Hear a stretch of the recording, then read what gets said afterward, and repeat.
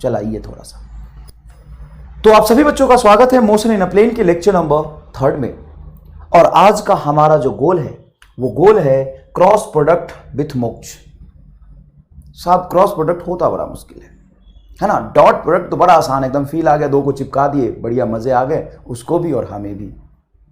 और साफ साफ दिखता है, जो ऐसे कोई वेक्टर है, ऐसा कोई वेक्टर है ए वेक्टर और इधर जा रहा कोई बी वेक्टर, दोनों के बीच में बन रहा एंगल थीटा। ए का कंपोनेंट बी की तरफ लो, बी के साथ चिपका दो, बी का कंपोनेंट ए की तरफ लो, ए के साथ चिपका दो, और बढ़िया एकदम ये खुले में एकदम चिपक जाते हैं। दुनिया का हाँ हम चिपक गए, हमारा डॉट प्रोडक्ट डिफाइन हो गया। तो दो फिजिकल क्वांटिटी जो कि वेक्टर है ए एंड बी, जब वो एक दूसरे के साथ चिपकते हैं तो तीसरा फिजिकल क्वांटिटी डिफाइन करते हैं जो स्केलर होता है ना। जैसे एग्जांपल ए वेक्टर डॉट बी वेक्टर, मान लो कुछ बन रहा सी, अरे एग्जांपल ले लो ना, force dot displacement is equal to work, तो ये क्या बन जाता है, स्केलर बन जाता है। अच्छा हाँ स्केलर बन जाता है। लेकिन क्रॉस प्रोडक्ट में थोड़ा सा अलग कहानी, हम डिटेल में पढ़ेंगे, चिंता मत करिए। उसके बाद basic concept of motion in a plane. जब ऑब्जेक्ट 2 डायमेंशनल मोशन में होता है तो उसके मोशन को डील करने का सही तरीका क्या होना चाहिए, सही तरीका क्या होना चाहिए, रफ्तार को कैसे बना के रखना है ना, सबसे ज्यादा जरूरी है कंसेप्ट प्लस फिर रफ्तार। क्योंकि नीट फिजिक्स, बार बार मैं आपको याद दिला दूं, सिर्फ कंसेप्ट का गेम नहीं है, नीट फिजिक्स गेम है। कंसेप्ट प्लस उस कंसेप्ट को रफ्तार में सवाल में कैसे अप्लाई करें, ठीक है ना। और वो रफ्तार बनेगा बेटा एक सोच, कंसेप्ट सोच, और दूसरा संघर्ष कलम चलाने का। जितना ज्यादा प्रैक्टिस करेंगे, कलम चलाएंगे, जितना ज्यादा कलम चलाएंगे ना बेटा, उतना ज्यादा चीजें आपको याद रहेंगी, ठीक है। चलिए उससे पहले लास्ट लेक्चर का क्वेश्चन मैं सॉल्व कर देता हूं। इनिशियल वेलोसिटी ऑब्जेक्ट का था 20 metre per second in north, north को आप जे कैप बोलेंगे तो साउथ हो जाता है बेटा माइनस जे कैप, ये मैंने बता दिया था। ईस्ट को अगर आई कैप कहते हैं तो वेस्ट हो जाएगा आपका माइनस आई कैप। तो चेंज इन वेलोसिटी जब आप निकालोगे तो चेंज इन वेलोसिटी का मतलब नहीं कि दोनों वेलोसिटी को आपने ऐड कर दिया, चेंज हमेशा फाइनल माइनस इनिशियल होता है। मान ले कल तुम्हारे पास 10 रुपए थे, एकदम भिखारी टाइप आदमी हो, और आज कितने सर 10 रुपए, बताओ चेंज कितना हुआ, तो 0। अरे नहीं सर 10 रुपए हैं, और कल भी 10 थे आज भी 10 है, तो 10 + 10 सर 20 हो गए। अरे लाला, मैं कितना तेरे पास है और कितना जोड़ के होगा मैं नहीं पूछ रहा, मैं पूछ रहा हूं कि कल से आज में चेंज कितना हुआ, परिवर्तन कितना हुआ। तो कल तुम्हारे पास 10 था और आज तुम्हारे पास 10 है, तो चेंज 0 हुआ। Change in force, final force minus initial force. Change in momentum, final momentum minus initial momentum. Change in energy, final energy minus initial energy. Change in velocity, final velocity minus initial velocity. फटाफट final velocity बताइए क्या है sir, -20 आई cap. क्यों, क्योंकि 20 metre per second best है, minus इस फॉर्मूले का, और इनिशियल वेलोसिटी था आपका 20 जे कैप। एक कोई बच्ची थी बेचारी सिमरन और आकांक्षा भारती, बेटा संघर्ष करो, है ना। और घर वालों से रिश्ता तोड़ दिया कि अभी भी है। अच्छा तो नहीं कि घर वाले बर्तन वर्तन मंजवाते हैं, झाड़ू पोछा लगवाते हैं। सर आप कैसे ऐसी बातें क्यों कर रहे हो, सर घर का काम अच्छा करना अच्छी बात है, घर वालों की मदद करना। बेटा अभी अगर घर वालों की मदद करोगे ना तो बाद में भविष्य झाड़ू पोछा में रह जाएगा। रिश्ता तोड़ नहीं दिया है तो तोड़ लो और संघर्ष करो, समझ गए। सुनो, तुमने 20-20-40 कैसे लिख दिया, एक्स एक्सिस और वाई एक्सिस खुद चिल्ला चिल्ला के कहता है हमारे बीच कोई संबंध नहीं है, और तुमने जबरदस्ती उनके बीच संबंध जोड़ दिया। तुमने कहा -20 -40। ऐसे नहीं बेटा, ये कहता है कि मेरा काम अलग है, मेरी वेलोसिटी को मैं ही चेंज, मेरा ही एक्सीलरेशन चेंज करेगा, मेरे वेलोसिटी की वजह से मेरी तरफ डिस्प्लेसमेंट होगा, मैं अपना संभालने में लगा, तू अपना देख ले। सिंपल सा कंसेप्ट है। इस आई को जे को इस तरीके से नहीं जोड़ सकते। सर आपने मैग्नीट्यूड निकालना सिखाया तो था सर, मैग्नीट्यूड निकालेंगे तो ith कंपोनेंट, जैसे ये -20 का होल स्क्वायर प्लस इस -20 का होल स्क्वायर, ऐसे करते हैं बेटा। तो ये सॉल्व करके आ जाएगा 20√2, और डायरेक्शन देखेंगे तो -i -j, -i पीछे -j नीचे, मतलब साउथ वेस्ट। साउथ वेस्ट 90% नहीं, 99 भी नहीं, 99.99% बच्चों ने इसको सही सॉल्व किया है। बहुत बहुत आपको बधाई, आपने सही सॉल्व किया है और अच्छी बात है, ये कर लेना चाहिए। चलिए आज के गोल की तरफ बढ़ते हैं। और क्रॉस प्रोडक्ट क्या होता है वो इंपॉर्टेंट नहीं है। क्रॉस प्रोडक्ट का यूज फिजिक्स में कहाँ होता है वो सीखना इंपॉर्टेंट है। तो क्रॉस प्रोडक्ट पढ़ाने से पहले मैं थोड़ा सा फिजिक्स में आपको लेके चलता हूँ। घबराइएगा नहीं बेटा, आपको याद नहीं भी है तो भी कोई दिक्कत नहीं है। Charge particle in a magnetic field, ये मैंने मैग्नेटिक फील्ड बना लिया। किधर है magnetic field? Sir x axis की तरफ है, तो इसको ऐसे लिख सकता हूं, magnetic field b naught x axis की तरफ है, मतलब आई क्या। और एक चार्ज Q1 को मैंने v वेलोसिटी से मैग्नेटिक फील्ड के पैरेलल फेंक दिया। यूं कहूं कि वेलोसिटी भी एक्स एक्सिस की तरफ है, मैग्नेटिक फील्ड भी एक्स एक्सिस की तरफ है, तो बढ़िया दोनों को मौका मिला है चिपकने का। लेकिन साहब दुनिया में सब लोग एक तरह के थोड़ी ना होते हैं। कई बार जो दिखता है वैसा होता है और कई बार जो दिखता है वैसा होता नहीं है, होता कुछ और है। डॉट प्रोडक्ट बड़ा सिंपल है, आसानी से कहता है हाँ मैं चिपक रहा हूं, चिपका दे मुझे, बात खत्म। मेरा कंपोनेंट बी का कंपोनेंट ले ले, बी कहता है मेरा कंपोनेंट ए की तरफ लो और दोनों को चिपका दो, डॉट प्रोडक्ट हो जाएगा। तो फिजिक्स में दो फिजिकल क्वांटिटी, दो वेक्टर फिजिकल क्वांटिटी जब चिपकते हैं एक दूसरे से तो तीसरा कोई फिजिकल क्वांटिटी बनता है। ठीक इसी तरीके से जैसा मैंने यहां बताया, वर्क बना, मैग्नेटिक फ्लक्स बना। लेकिन कई बार फिजिक्स में ऐसा होता है कि तुम देखते हो कि वो चिपक रहे हैं, लेकिन असल में वो चिपक नहीं रहे होते। इस चार्ज पार्टिकल के मोशन की वजह से ये मैग्नेटिक फील्ड इस पे फोर्स नहीं लगाता।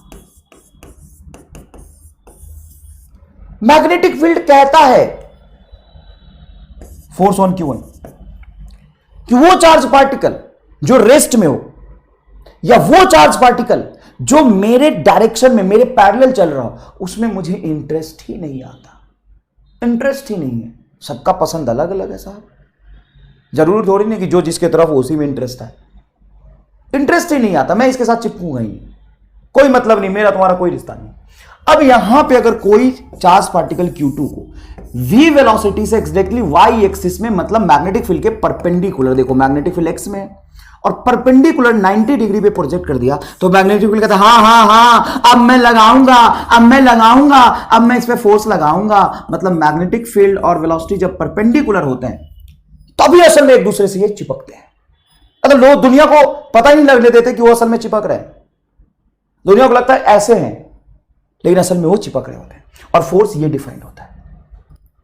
तो जरूरी नहीं कि पूरे फिजिक्स में जो असल में चिपक रहे हो वहीं से तीसरा, दो फिजिकल क्वांटिटी जो चिपक रहे वहीं से तीसरा फिजिकल क्वांटिटी भी। अलग अलग लोग, अलग अलग फिजिकल क्वांटिटी, अलग अलग पसंद, अलग अलग चॉइस। तो क्रॉस प्रोडक्ट का चॉइस क्या होता है? परपेंडिकुलर कंपोनेंट लो और चिपका दो। अगर नहीं मिल रहा तो नहीं चिपकेंगे, रिजल्ट 0 आ जाएगा। वाह यार सर, बढ़िया चीज है। और जब दो फिजिकल क्वांटिटी वेक्टर वाला का परपेंडिकुलर कंपोनेंट चिपकता है तो उसको हम क्रॉस प्रोडक्ट कहते हैं, और उससे जो रिजल्ट मिलता है वो हमेशा वेक्टर ही मिलता है, स्केलर नहीं मिल सकता। हमेशा क्या मिलता है? वेक्टर ही मिलता है।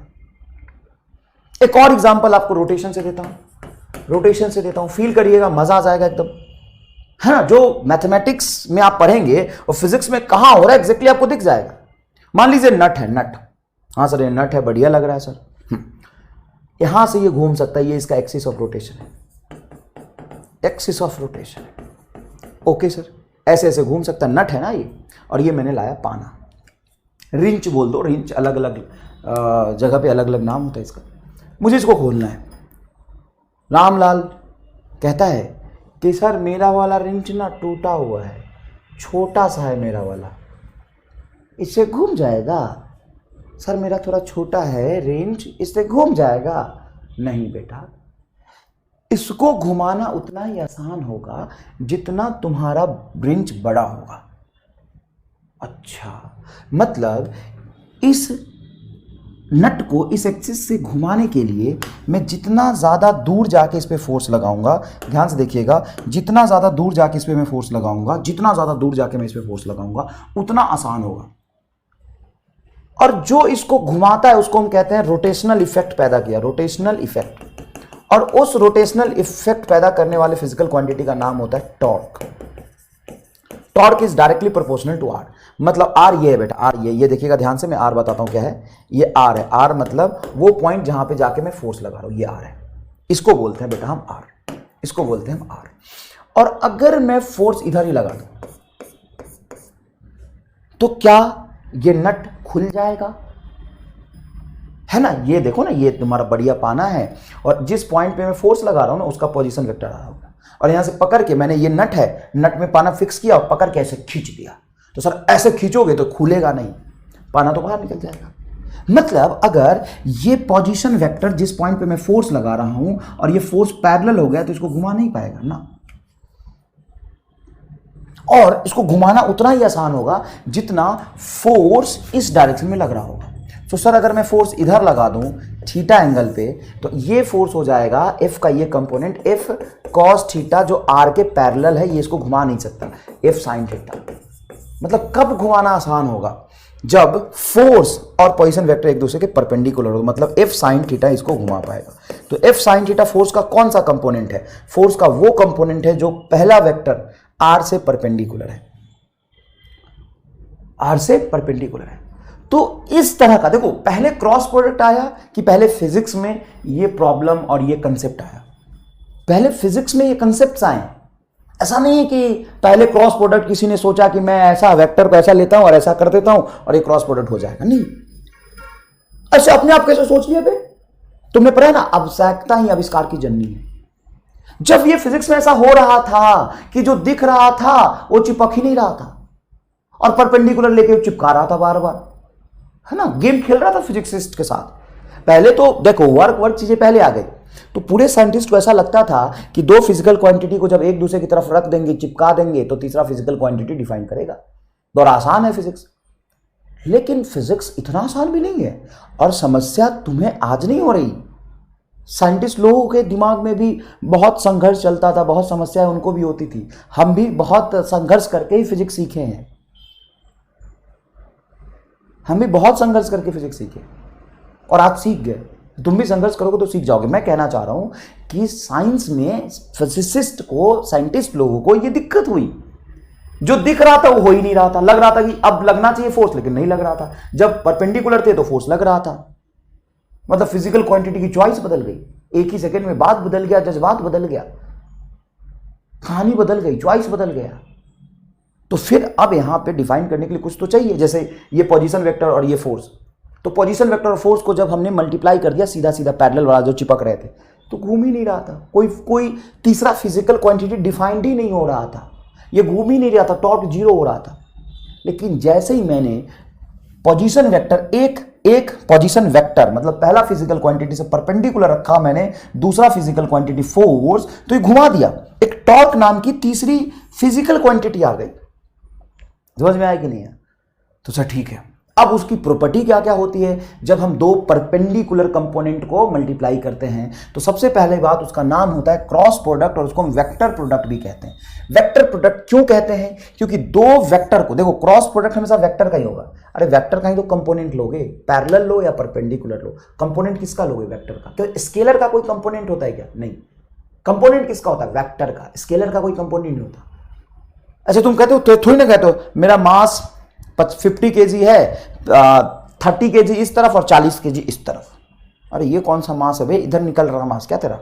इधर निकल रहा 40 kg, इधर निकल रहा 30 kg। ऐसे थोड़ी ना मास निकलता है।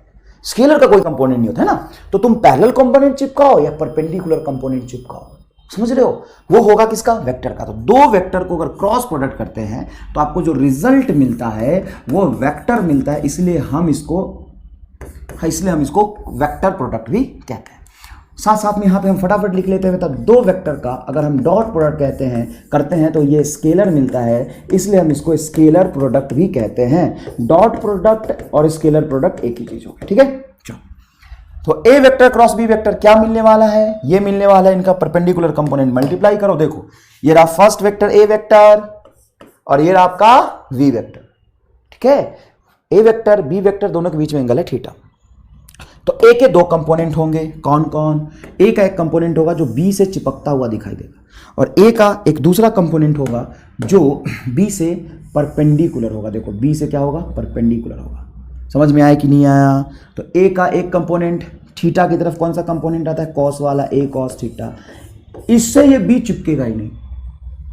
दुनिया को लग रहा कि ए का ये component a cos theta b के साथ चिपक रहा है, लेकिन असल में चिपकेगा कौन? ये वाला ए साइन थीटा।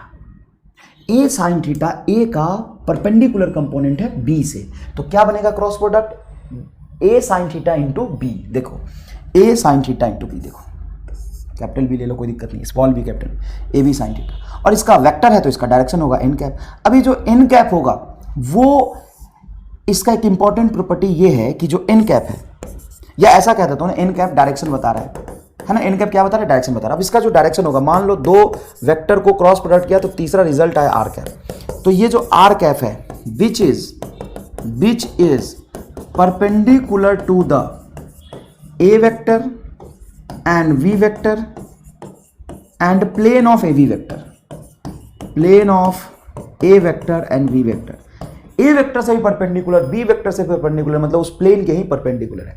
मान लो बी इधर है, ए इधर है, तो आर वेक्टर इधर आएगा, उसके ए और बी दोनों से परपेंडिकुलर और प्लेन के परपेंडिकुलर जाएगा। ठीक है बेटा, तो ये क्या बनेगा बताओ, component of a perpendicular to b. देखो ये क्या है, ए का वो कंपोनेंट जो बी के परपेंडिकुलर है और बी से मल्टीप्लाई का तो रिजल्ट आ जाएगा। सर इसको ऐसे भी तो हम लिख सकते थे, कैसे बेटा, कैसे बताओ सर, कंपोनेंट ऑफ बी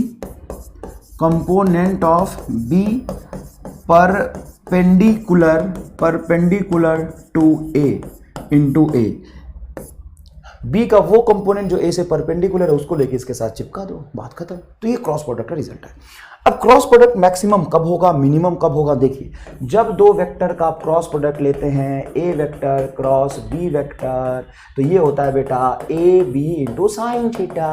और साइन थीटा क्यों आया, क्योंकि वो परपेंडिकुलर कंपोनेंट लिया है हमने, क्या लिया है, परपेंडिकुलर कंपोनेंट लिया है।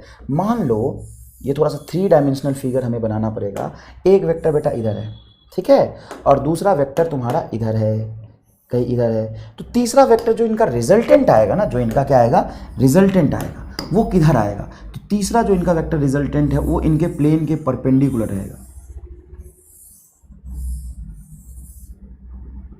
ऐसे बना लेता हूं, अब फील करना बेटा, यहां पे ये ए वेक्टर है, ये बी वेक्टर है, ये दोनों इसके प्लेन में एंगल बन रहा है थीटा, और ये जो आर वेक्टर है, शायद तुम फील कर पा रहे हो, देखना दूर से देखोगे तो ज्यादा फील करेगा, नहीं फील आया ना तो दूर कर दो मोबाइल, तो फील आ जाएगा। देखो ये ना ए वेक्टर बी वेक्टर मैंने इस प्लेन में बनाया है, और इनका जो रिजल्टेंट है ना वो ए से 90 डिग्री बना रहा है और बी से भी 90 डिग्री बना रहा है।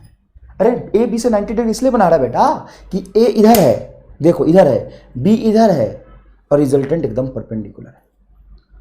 सर आपको कैसे पता ये परपेंडिकुलर होगा, अरे भाई फिजिक्स में ऐसा हो रहा था, तो उसके लिए हमने मैथमेटिक्स डिफाइन किया यहाँ पे कि जब दो वेक्टर का क्रॉस प्रोडक्ट करते हैं तो रिजल्टेंट जो होता है हमेशा ए और बी दोनों से परपेंडिकुलर आता है। अगर मान लो उनके बीच का एंगल 0 डिग्री है तो क्या होगा, theta is the angle between A and b, theta is nothing but angle between a vector and B vector, and theta is 0। If theta is 0 then r is equal to a vector cross B vector, क्या हो जाएगा 0, मतलब इनका product defined ही नहीं होगा क्योंकि parallel हो गए। ऐसा है, मान लो एक वेक्टर है ए वेक्टर और ये बी वेक्टर, तो इनका क्रॉस प्रोडक्ट क्या हो जाएगा 0। दुनिया को लग रहा है चिपक रहा है लेकिन असल में चिपक ही नहीं रहे, तो याद रखिएगा क्रॉस प्रोडक्ट ऑफ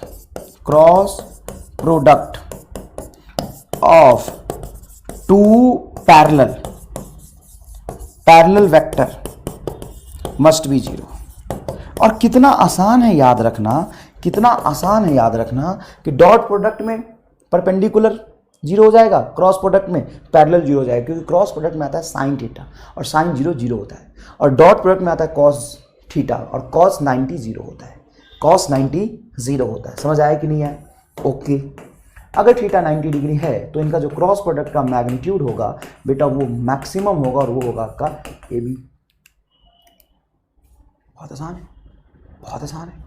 अच्छा सर अगर थीटा 180 डिग्री है तो 180 डिग्री है तो भी क्रॉस प्रोडक्ट 0 होगा, क्यों, क्योंकि साइन 180 डिग्री भी 0 होता है। साइन 0 रखो या 180 डिग्री रखो, साइन क्या हो जाता है 0 हो जाता है। अब ध्यान से देखिएगा, एक्स एक्सिस का डायरेक्शन वेक्टर होता है आई कैप, यस होता है, वाई एक्सिस का होता है जे कैप, यस होता है, और जेड एक्सिस का होता है बेटा के कैप। अब अगर मैं आपको आई वेक्टर का क्रॉस प्रोडक्ट आई वेक्टर के साथ करूं, I is a vector, in fact it is unit vector, वो है तो वेक्टर ही ना, है तो वेक्टर ही ना। एक बच्चा कहता है सर ये बोतल में क्या रखते हो, पानी बेटा पानी, और क्या रखूंगा, बोतल में क्या रखते हो साहब, फिजिक्स समझ नहीं आ रही, बोतल में क्या रखते हो।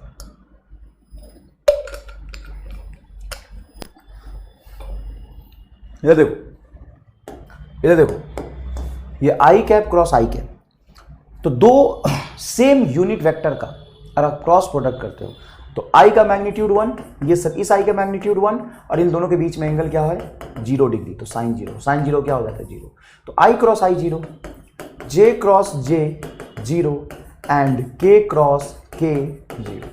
मतलब सेम का अगर अपन डॉट प्रोडक्ट लेते थे, याद करिए आई डॉट आई तो 1 होता था, आई डॉट जे 1 होता था, j dot j, oh sir blunder blunder blunder, I sorry j dot j 1 है, के डॉट के 1 है, ठीक है ना बेटा, के डॉट के क्या होता था 1। अब यहां पे अगर मैं डॉट प्रोडक्ट लेता हूं आई का, आई के साथ तो 1 आता है, लेकिन क्रॉस प्रोडक्ट लेता हूं आई क्रॉस आई तो 0, क्योंकि क्रॉस प्रोडक्ट में क्या आता है बेटा साइन थीटा, और आई आई के बीच में एंगल क्या होगा 0 डिग्री, साइन 0 0 हो जाता है।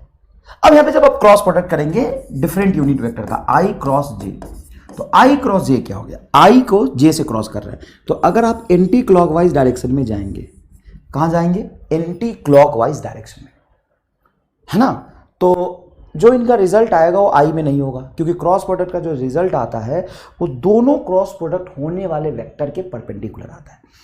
आपने क्रॉस प्रोडक्ट किया है आई और जे का, तो रिजल्ट आई में नहीं होगा, नहीं होगा, जे में नहीं होगा सर, नहीं होगा, बचा हुआ कौन के, तो के में होगा। अगर आप anti clockwise direction sorry clockwise direction में जा रहे हैं, ये क्लॉकवाइज हो ना, घड़ी ऐसे चलती है, क्लॉकवाइज डायरेक्शन में जा रहे हैं तो रिजल्ट प्लस आएगा, के आएगा। और तीसरा ही आना है, बताइए फटाफट, जे क्रॉस के क्या होगा सर, जे क्रॉस के आई होगा, देखिए जे से के की तरफ जा रहे हैं, और के क्रॉस आई क्या होगा सर, के क्रॉस आई क्या होगा जे होगा।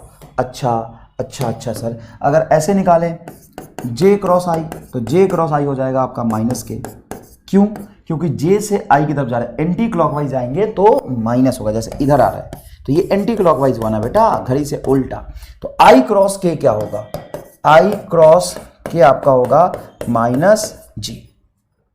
तो जब भी आप क्रॉस प्रोडक्ट करेंगे तो इसमें एरर होने के चांसेस होते हैं। क्यों होते हैं एरर होने के चांसेस, फिर हमें आई जे के क्रॉस लिखना होता है तो बगल में हम यहाँ पे घड़ी बना लेते हैं और इससे फिर देखते हैं, ठीक है ना। ये है पूरी मजदूरी सर, हर जगह किताबों में यही पढ़ाया गया है, बिल्कुल पढ़ाया गया है, लेकिन आपको हम सिखाएंगे एक छोटा सा सोच कंसेप्ट, एक छोटा कंसेप्ट है, ये कोई एकदम बेसिक है बेटा, तुम गलत डायरेक्शन में जा रहे हो, बुद्धि है नहीं, एकदम दिमाग से पैदल विद्यार्थियों के लिए बनाया ये, दिमाग से पैदल विद्यार्थियों के लिए एक छोटा सा सोच, जिसको हमने नाम दे दिया बस एमआरएस पर, और कोई खास बात नहीं है, एक छोटा सा सोच है। सर वो बिना क्लॉक एंटी क्लॉक देखे आप आंसर बता दोगे, हाँ, कभी गलत होने के चांसेस 0%, गलत हो ही नहीं सकता है, एकदम दिमाग से पैदल विद्यार्थियों के लिए बनाया। मैं भी पहले ऐसे ही करता था और पढ़ाता भी ऐसे ही था, तो बच्चा बार बार गलती करता था और मैं भी अटक जाता था कई बार। तो अब सुनो ध्यान से, देखो असल में आई कैप क्रॉस जे कैप बराबर के कैप होता क्या है कि ये ना एक सिस्टमैटिक ऑर्डर में चलता है ना। सिस्टमैटिक ऑर्डर कहने का मतलब है कि पहले आई आया, फिर जे आया, फिर के आया, यस सर, फिर के आया, फिर के बाद आई आएगा, आई के बाद जे आएगा, जे के बाद के आएगा। तो अगर ये सिस्टमैटिक ऑर्डर में चल रहा है एकदम तो क्लॉकवाइज, सिस्टमैटिक ऑर्डर में चल रहा तो प्लस आएगा, और कहीं वो ऑर्डर उल्टा हुआ तो माइनस आएगा। मेरे कहने का मतलब है कि आई जे के ऐसे पढ़ते हो ना, आई जे के, तो आई जे के का पैटर्न बन रहा तो प्लस, अगर आई जे के का पैटर्न नहीं बन रहा तो माइनस। सिर्फ ये देखना है। हाँ अभी मैं करके दिखाता हूं, सुनना, आई के बाद जे के बाद के तो प्लस आएगा। अब सुनो, जे आई बताओ क्या होगा, सुनो, जे आई तो उल्टा हो गया ना, आई जे के हमने पढ़ा, हमने क्या पढ़ा, आई जे के हमने ये पढ़ा है, आई के बाद जे, जे के बाद क्या आ रहा है, तो सिस्टमैटिक ऑर्डर में चल रहा है तो पॉजिटिव होगा, नहीं तो निगेटिव होगा। आई के बाद जे आ रहा, जे के बाद के आ रहा, के बाद और क्या आएगा, ऐसे ऐसे चलना चाहिए, ऐसे चलना चाहिए। देखो आई के बाद जे के बाद के बाद आई के बाद जे के बाद के बाद के बाद आई, ऐसे ऐसे चलना चाहिए। देखो आई के बाद क्या होता है जे के बाद क्या होता है के बाद क्या होता है आई, है ना, के बाद आई आया ना, फिर देखो आई जे के ऐसे चलता है, ऐसे चलता रहेगा वैसे। देखो फिर आई के बाद जे के बाद के बाद आई जे के यही तो पढ़ा आपने। तो कहीं अगर इस ऑर्डर में चल रहा तो रिजल्ट पॉजिटिव और उल्टा हो तो रिजल्ट नेगेटिव। अभी करके दिखाऊंगा ना तो मजा आ जाएगा, देखना जे आई, देखो आई जे होता है, जे आई थोड़ी ना होता, तो माइनस के होगा। अरे वाह सर बहुत बढ़िया, बहुत एकदम वही चीज बता रहा हूं मैं, नया नहीं बता रहा। लेकिन ऐसी चीज बता रहा हूं ना कि तुम्हें बाहर जाकर नहीं सोचना पड़ेगा। बच्चा क्या करता है, यहां पे प्रोडक्ट होता है, बाहर जाकर सोचता है क्लॉक है कि एंटी क्लॉक है, वहां नहीं सोचना। तुम्हें यही सोचना, क्लॉक एंटी क्लॉक भी नहीं, गोली मारो, सीधा देखो। तुम कुछ भी लिखो, आई क्रॉस के बताओ सर, तो आई के बाद तो जे आता है, के कैसे आ जाएगा, तो माइनस जे आंसर होगा। हो गया।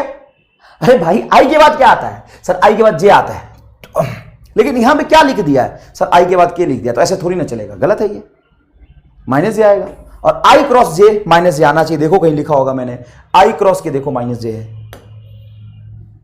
समझ में आया? अब तुम फील कर रहे हो मैं क्या कहना चाह रहा हूं, कोई मुश्किल बात नहीं है। बताओ जे क्रॉस के, सॉरी के क्रॉस जे बताओ सर, होता क्या है, आई जे के, आई जे के बाद क्या आना चाहिए, आई जे के, ये के क्रॉस जे है, मतलब माइनस आई होगा, माइनस आई होगा। बताओ आई क्रॉस के, सर ये आई के बाद जे आना चाहिए, के आ गया, आई क्रॉस के तो कराया भी है मैंने, आई क्रॉस जे, तो आई जे का के आएगा। अब तुम प्रोडक्ट करोगे ना, तो तुम्हें बस ये सोचना है कि हमने पढ़ा है आई जे के, देखो आई जे के बाद फिर वाई से शुरू होगा, आई जे के। और ऐसा एक कंसेप्ट भी होता है, कंसेप्ट क्या होता है देखना, अगर मैंने कहीं लिखा है ए वेक्टर क्रॉस बी वेक्टर बराबर सी वेक्टर है ना, ए के बाद बी फिर बी के बाद सी। अब इसको साइक्लिक ऑर्डर में मैं पीछे भी ला सकता हूं, मैथमेटिक्स का कंसेप्ट है ये, सी को पीछे ले आऊं तो ऐसा भी लिख सकता हूं मैं, सी क्रॉस, सी को इधर ले आया, मतलब इसको घुमा के यहां ले आया, इसको आगे शिफ्ट कर देता हूं, तो सी क्रॉस ए वेक्टर बराबर बी वेक्टर होगा, और एकदम सही है सर। अगर मैं इसको आगे ले जाऊं तो ले जाओ, सी वेक्टर बराबर इसको आगे ले जाओ तो ये होगा, इसको आगे ले जाओ, ए वेक्टर क्रॉस बी वेक्टर, एकदम सही है, इसको आगे उठा के ले जाए। सर अगर आप ऐसा उठा के ले आऊं, इसको पीछे से यहां ले आऊं और इसको आगे ले जाऊं, यहां ले आओ, B vector cross C vector बराबर ए वेक्टर, ये प्रॉपर्टीज है। और कंसेप्चुअली देखोगे तो तुम्हें समझ में आएगा, हाँ सर सही है, ए बी सी का मतलब ये हुआ ना, ये है ए, ये है बी और ये है सी, ठीक है सर। तो ए से बी की तरफ जा रहे तो सी मिल रहा, ठीक है। अब ये सही है कि गलत, यहां से वेरीफाई कर लो। कैसे वेरीफाई करोगे, तो देखो बी क्रॉस सी, तो देखो बी क्रॉस सी, देखो क्लॉकवाइज गए तो ए आना चाहिए, देखो ए आया है। और मैंने तुम्हें कैसे बताया, ऐसे घूम घूम के, इसको पीछे ले आओ, इसको पीछे ले आओ, और इसको लाओगे पीछे, इसको पीछे ले आओ, इसको पीछे लाओगे तो ये पीछे आएगा, सी इधर चला जाएगा, तो ए क्रॉस बी बराबर सी। अरे वही चीज है, वही चीज है। कौन सी चीज, ये मैंने एक सिस्टमैटिक ऑर्डर में चलना, आई के बाद जे, जे के बाद के बाद आई, तो सिस्टमैटिक ऑर्डर में चल रहा हो तो रिजल्ट पॉजिटिव आएगा, और उल्टा चले तो रिजल्ट निगेटिव आएगा। वही चीज को मैं आसानी से बाहर जाके ना देखना पड़े, यही देख लो, वो सिखा रहा था। फील आया कि नहीं आया इस चीज का, बताओ।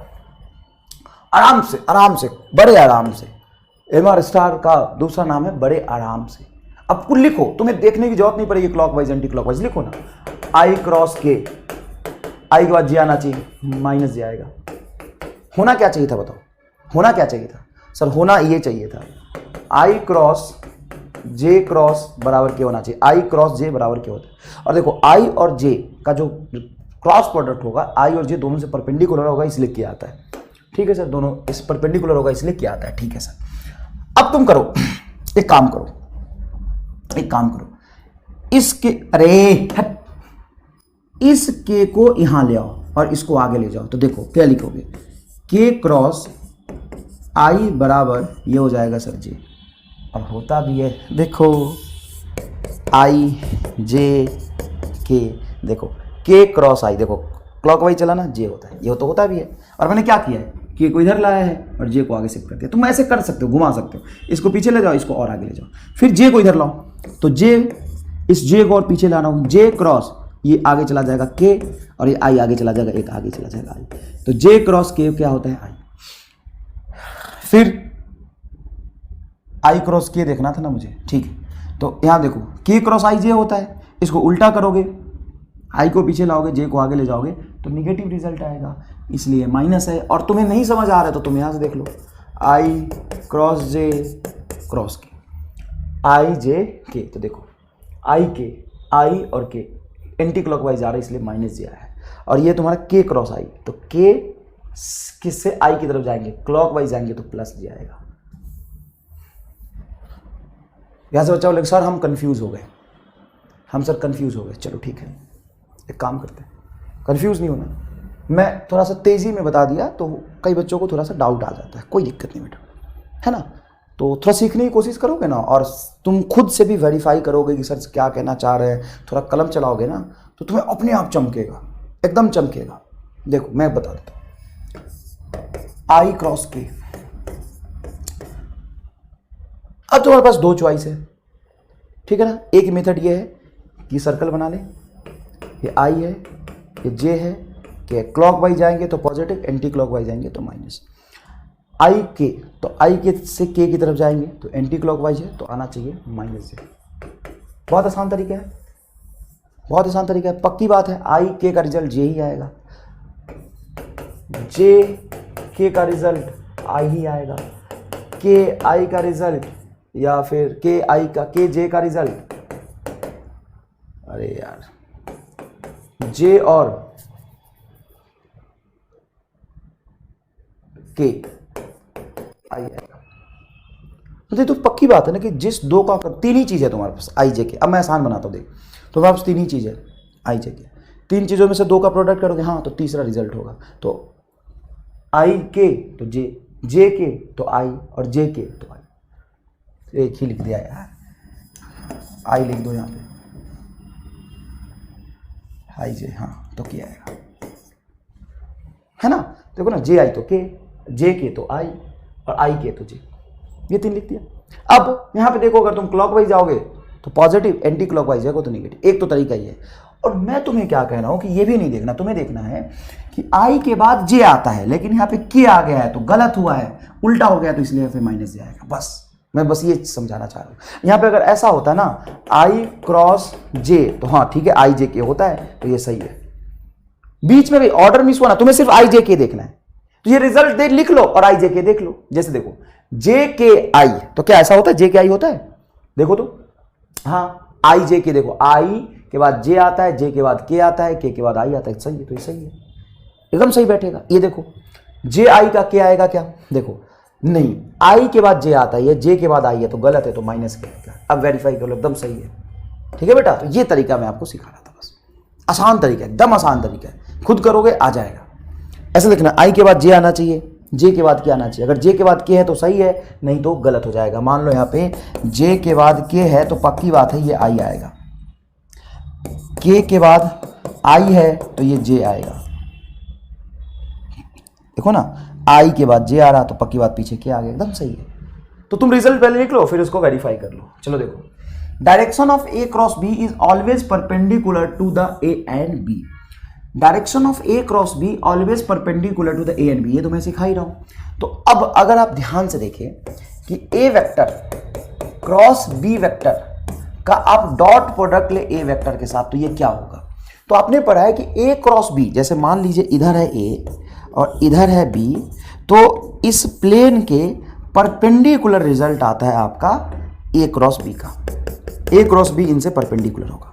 अब इसका और इसमें एंगल देखेंगे तो 90 डिग्री। अगर इसका डॉट प्रोडक्ट लोगे तो रिजल्ट क्या आएगा, जीरो, क्योंकि डॉट प्रोडक्ट में क्या आता है, डॉट प्रोडक्ट में आता है कॉस थीटा और यहाँ पे एंगल है 90 डिग्री, कॉस 90 क्या हो जाएगा, जीरो, क्योंकि इसमें और इसमें एक दूसरे के बीच में कितने का एंगल है, 90 डिग्री का एंगल है। क्यों, क्योंकि ए से परपेंडिकुलर होगा ए क्रॉस बी, ए क्रॉस बी इधर होगा, ए क्रॉस बी का जो रिजल्ट है ए से परपेंडिकुलर होता है। एक और बहुत इंपॉर्टेंट कंसेप्ट है यहाँ पे कि मान लीजिए ए क्रॉस बी का आप डॉट प्रोडक्ट लेते हैं ए प्लस बी के साथ, तो रिजल्ट क्या आएगा, तो बेटा इसका रिजल्ट आएगा आपका जीरो। क्यों, क्योंकि मैंने बताया था ए प्लस बी मतलब ऐड करना, इनका रिजल्टेंट इसके प्लेन में होगा और ए क्रॉस बी इससे परपेंडिकुलर होता है, ए क्रॉस बी ए और बी से परपेंडिकुलर होता है। तो ये असल में इसके साथ कितने का एंगल बनाएगा, 90 डिग्री के साथ एंगल बनाएगा। और कोई भी दो परपेंडिकुलर वेक्टर का जब आप डॉट प्रोडक्ट लेंगे तो रिजल्ट क्या आएगा, जीरो। दूसरी बात, A cross B is not equal to B cross A. क्यों, डायरेक्शन अपोजिट हो जाएगा। ए का क्रॉस प्रोडक्ट बी के साथ करो या बी का ए के साथ करो, डायरेक्शन अपोजिट हो जाएगा। But a dot b is equal to b dot a, क्योंकि इसके पास डायरेक्शन ही नहीं, क्योंकि इसके पास सिर्फ आता है मैग्नीट्यूड। इसके पास क्या आता है, सिर्फ मैग्नीट्यूड, इसके पास डायरेक्शन है ही नहीं। एकदम जोरदार फील आया कि नहीं है। अब इसके डायरेक्शन निकालने का एक और मेथड, एक और मेथड क्या, जो मेथड आई जे के कैप था वही मेथड है ना, वही मेथड। लेकिन कई बार क्या होता है कि आपको आई जे के कैप के टर्म्स में रिजल्ट नहीं दिया होता है। मैं ये क्यों बता रहा हूं, इसलिए बता रहा हूं कि कई बार जैसे आपको ऐसे बता देगा कि इधर है अब ना तो ये ए है, ना तो सॉरी ना तो ये आई है, ना तो ये जे है, सीधा ऐसे बता दिया ए वेक्टर इधर है और बी वेक्टर साहब इधर है। इस केस में क्या करेंगे, है एक दूसरे से 90 डिग्री पे या 90 डिग्री पे नहीं भी है तो भी कोई दिक्कत नहीं। इस केस में क्या करेंगे, तो इस केस के लिए आपने पढ़ा होगा ampere right hand rule, left hand thumb rule, right hand framing rule, बहुत सारे रूल होते हैं। और ये सारे रूल अगर आपने नोटिस किया होगा 11-12 में, थोड़ा भी नोटिस किया होगा, तो सारे रूल तभी आते हैं जब फॉर्मूले में क्रॉस प्रोडक्ट हो। याद करो, ये सारे रूल तभी आते हैं, बैट से वाट लॉ में क्रॉस प्रोडक्ट होता है। दो करंट कैरिंग वायर के बीच में फोर्स निकालोगे तो क्रॉस प्रोडक्ट आता है। चार्ज पार्टिकल फोर्स निकालोगे तो F is equal to q v vector cross B vector आता है। तो ये सारे फॉर्मूले जहां पे क्रॉस प्रोडक्ट आ जाए वहां पे बहुत सारे अलग अलग साइंटिस्ट लोगों ने मिलकर रूल बना दिया। लेकिन मैं आपको कोई भी रूल नहीं पढ़ाऊंगा, कोई भी रूल नहीं पढ़ाऊंगा। सर आप लेफ्ट हैंड फ्लेमिंग रूल नहीं पढ़ाओगे ना, राइट हैंड थंब रूल ना। सर वो मूविंग चार्ज में मैग्नेटिज्म में 6 रूल है सर, 6 7 5 4 4 5 6 रूल है, मुझे खुद ही याद नहीं है। तो सवाल कैसे करेंगे, सवाल कंसेप्ट से करेंगे। कंसेप्ट क्या है, सबका कंसेप्ट सेम होता है, क्रॉस प्रोडक्ट ही तो हो रहा है ना। देखो रूल में डिसएडवांटेज क्या होता है कि तुम्हें याद रखना पड़ेगा कि करंट इधर करंट है, करंट की डायरेक्शन में थंब रखेंगे, फोर्स की डायरेक्शन में ही रखेंगे। यहाँ पे कुछ भी याद रखने की जरूरत नहीं। यहाँ पे क्या याद रखना है कि ये तुम्हारा फर्स्ट वेक्टर है। जब भी दो फिजिकल क्वांटिटी का क्रॉस प्रोडक्ट हुआ तो ये तुम्हारा फर्स्ट वेक्टर है, ये तुम्हारा सेकंड वेक्टर और ये रिजल्टेंट है। आप लेंगे राइट हैंड, राइट हैंड किसका, कौन सा hand, right hand. Right hand के 4 फिंगर को placed 4 finger of the right hand in the direction of first vector. Right hand मतलब दाहिना हाथ के 4 उंगली को चिपका के पहले वेक्टर की तरफ रख दोगे। ठीक है सर, रख देंगे। उसके बाद है ना, ऐसे करके पहले वेक्टर की तरफ रख दोगे। उसके बाद उसको सेकेंड वेक्टर की तरफ घुमा दो, है ना, उस 4 फिंगर को बड़े आराम से सेकेंड वेक्टर की तरफ घुमा दो। तो जो थंब होगा and then turn in the direction of B second vector, then thumb represent the direction of A vector cross B vector। और ये यहां भी लगेगा, इसमें कोई प्रॉब्लम नहीं है, इसमें कोई प्रॉब्लम नहीं है। I J K में भी ये लगेगा। देखो I की तरफ हाथ रखो और ऊपर है J, देखो बेटा ये I है ये J है, I की तरफ हाथ रखो, J की तरफ घुमाओ, देखो रिजल्ट पॉजिटिव किया है। और अगर तुम J की तरफ हाथ रखोगे और I की तरफ घुमाओ, देखो माइनस किया है, अंदर की तरफ माइनस किया है ना। तो आई जे करना तो तुम्हें आ ही गया, लेकिन एग्जैक्टली वेक्टर आई की तरफ नहीं है, कहीं और दिया हुआ है। वहां आई और जे कंपोनेंट तोड़ी ना तोड़ोगे, वहां पे सिंपल ये बोलोगे कि सर ए की तरफ हम 4 फिंगर को प्लेस करेंगे और उसको सेकेंड वेक्टर की तरफ टर्न करेंगे। थंब जो है वो डायरेक्शन को बता देगा। थंब किसको बता देगा, डायरेक्शन को बता देगा। ये रूल बड़ा आसान लगता है कि सर बहुत आसान है, लेकिन दिक्कत पता है क्या होता है, बच्चे को फिजिक्स में नहीं हाथ घुमाने में दिक्कत आता है। और यहाँ पे खासकर लड़कियों को ज़्यादा दिक्कत आता है। सर क्या दिक्कत है, देखो मैं बताता हूँ। ये ए वेक्टर है, ये वे वेक्टर है, फाइंड डायरेक्शन ऑफ, ये क्या है, नॉट इक्वल टू होगा, find direction of A vector cross B vector. अब पहले केस में अगर मैं a vector cross B vector का डायरेक्शन निकालूं तो क्या करूंगा, सर थंब को फर्स्ट वेक्टर की तरफ रख दो, रख दिया, इसको सेकेंड वेक्टर की तरफ घुमाओ। तो बच्चा क्या करता है, देखो थंब सॉरी 4 फिंगर को फर्स्ट वेक्टर की तरफ रख दिया। हाँ सर रख दिया, 4 फिंगर को हमने फर्स्ट वेक्टर की तरफ रख दिया। अब इसको सेकंड वेक्टर की तरफ घुमाओ, हाँ फर्स्ट वेक्टर की तरफ है, देखो ये 4 उंगली चिपका के फर्स्ट वेक्टर आगे की तरफ रख दिया। अब सेकंड वेक्टर की तरफ घुमाओ, तो लड़कियां क्या करती है कि ऐसे रख के ऐसे घुमाती है। अरे हाथ टूट जाएगा बेटा। और ये सारे लोग करते हैं, लड़के भी करते हैं। अरे इधर तुम्हारा हाथ घूमेगा क्या, नहीं सर ऐसे कहाँ घूमेगा, तो मत घुमा। और कई बच्चे ऐसे करते हैं, सर हाथ ऐसे रख दिए, फर्स्ट वेक्टर की तरफ हाथ रख दिया, मैं बोलो सेकंड वेक्टर की तरफ घुमाओ, ओ सर हो गया, घूम गया, थंब बाहर जा रहा है सर। अरे ऐसे नहीं घुमाना। तो मैं तुम्हें सही चीज नहीं गलत चीज सिखा रहा हूं कि ऐसे ऐसे हाथ नहीं घूमता। कई बच्चे कहते हैं सर हाँ सर फर्स्ट वेक्टर की तरफ रख दिया, अब बताओ सर सेकंड वेक्टर की तरफ हाथ घुमा, लो सर घुमा दिया। यहां से हाथ नहीं घुमाना, यहां से हाथ नहीं घुमाना, ऐसे फर्स्ट वेक्टर की तरफ रखना है, सेकंड वेक्टर की तरफ ऐसे 90 डिग्री, यहां से हाथ घूम सकता है। तुम याद रखो तुम्हारा हाथ सिर्फ यहीं से फ्लिप हो सकता है, ऐसे ऐसे देख, ऐसे ऐसे ऐसे बड़े आराम से ऐसे। तो ये 4 उंगली को फर्स्ट वेक्टर की तरफ रखना और बड़े आराम से सेकंड वेक्टर की तरफ घुमाना। अगर तुम 4 फिंगर को फर्स्ट वेक्टर की तरफ रखते हो और मैं कहता हूं सेकंड वेक्टर की तरफ घुमाओ, तो तुम्हारा हाथ ऐसे ही घूम सकता है, लेकिन सेकंड वेक्टर नीचे तो है नहीं। तो सर ऐसे केस में क्या करेंगे, हाथ ऐसे रखो, और अरे आराम से सेकेंड वेक्टर की तरफ घुमाओ। थंब कहाँ जा रहा है? बाहर। इसलिए मैंने बोला ए और बी दोनों से परपेंडिकुलर तुम्हारा जो रिजल्टेंट है वो बाहर की तरफ है, मतलब आउटवर्ड आ रहा। हाँ सर सीख गए, आसान है। यहाँ देखो ये रहा तुम्हारा फर्स्ट वेक्टर। हाँ सर ये फर्स्ट वेक्टर है, रख दो हाथ, सेकेंड वेक्टर की तरफ घुमाओ। अब खासकर यहाँ पे लड़कियाँ क्या करती है, सर फर्स्ट वेक्टर की तरफ हाथ रख दिया, अब सेकेंड वेक्टर की तरफ घुमाओ, ऐसे घुमाती है। अरे इसको घुमा के कहाँ ले जा रहे हो इसको? कहाँ? ऐसे कहाँ? ऐसे कहाँ? ऐसे घुमाती, मैंने देखा है। ऐसे ऐसे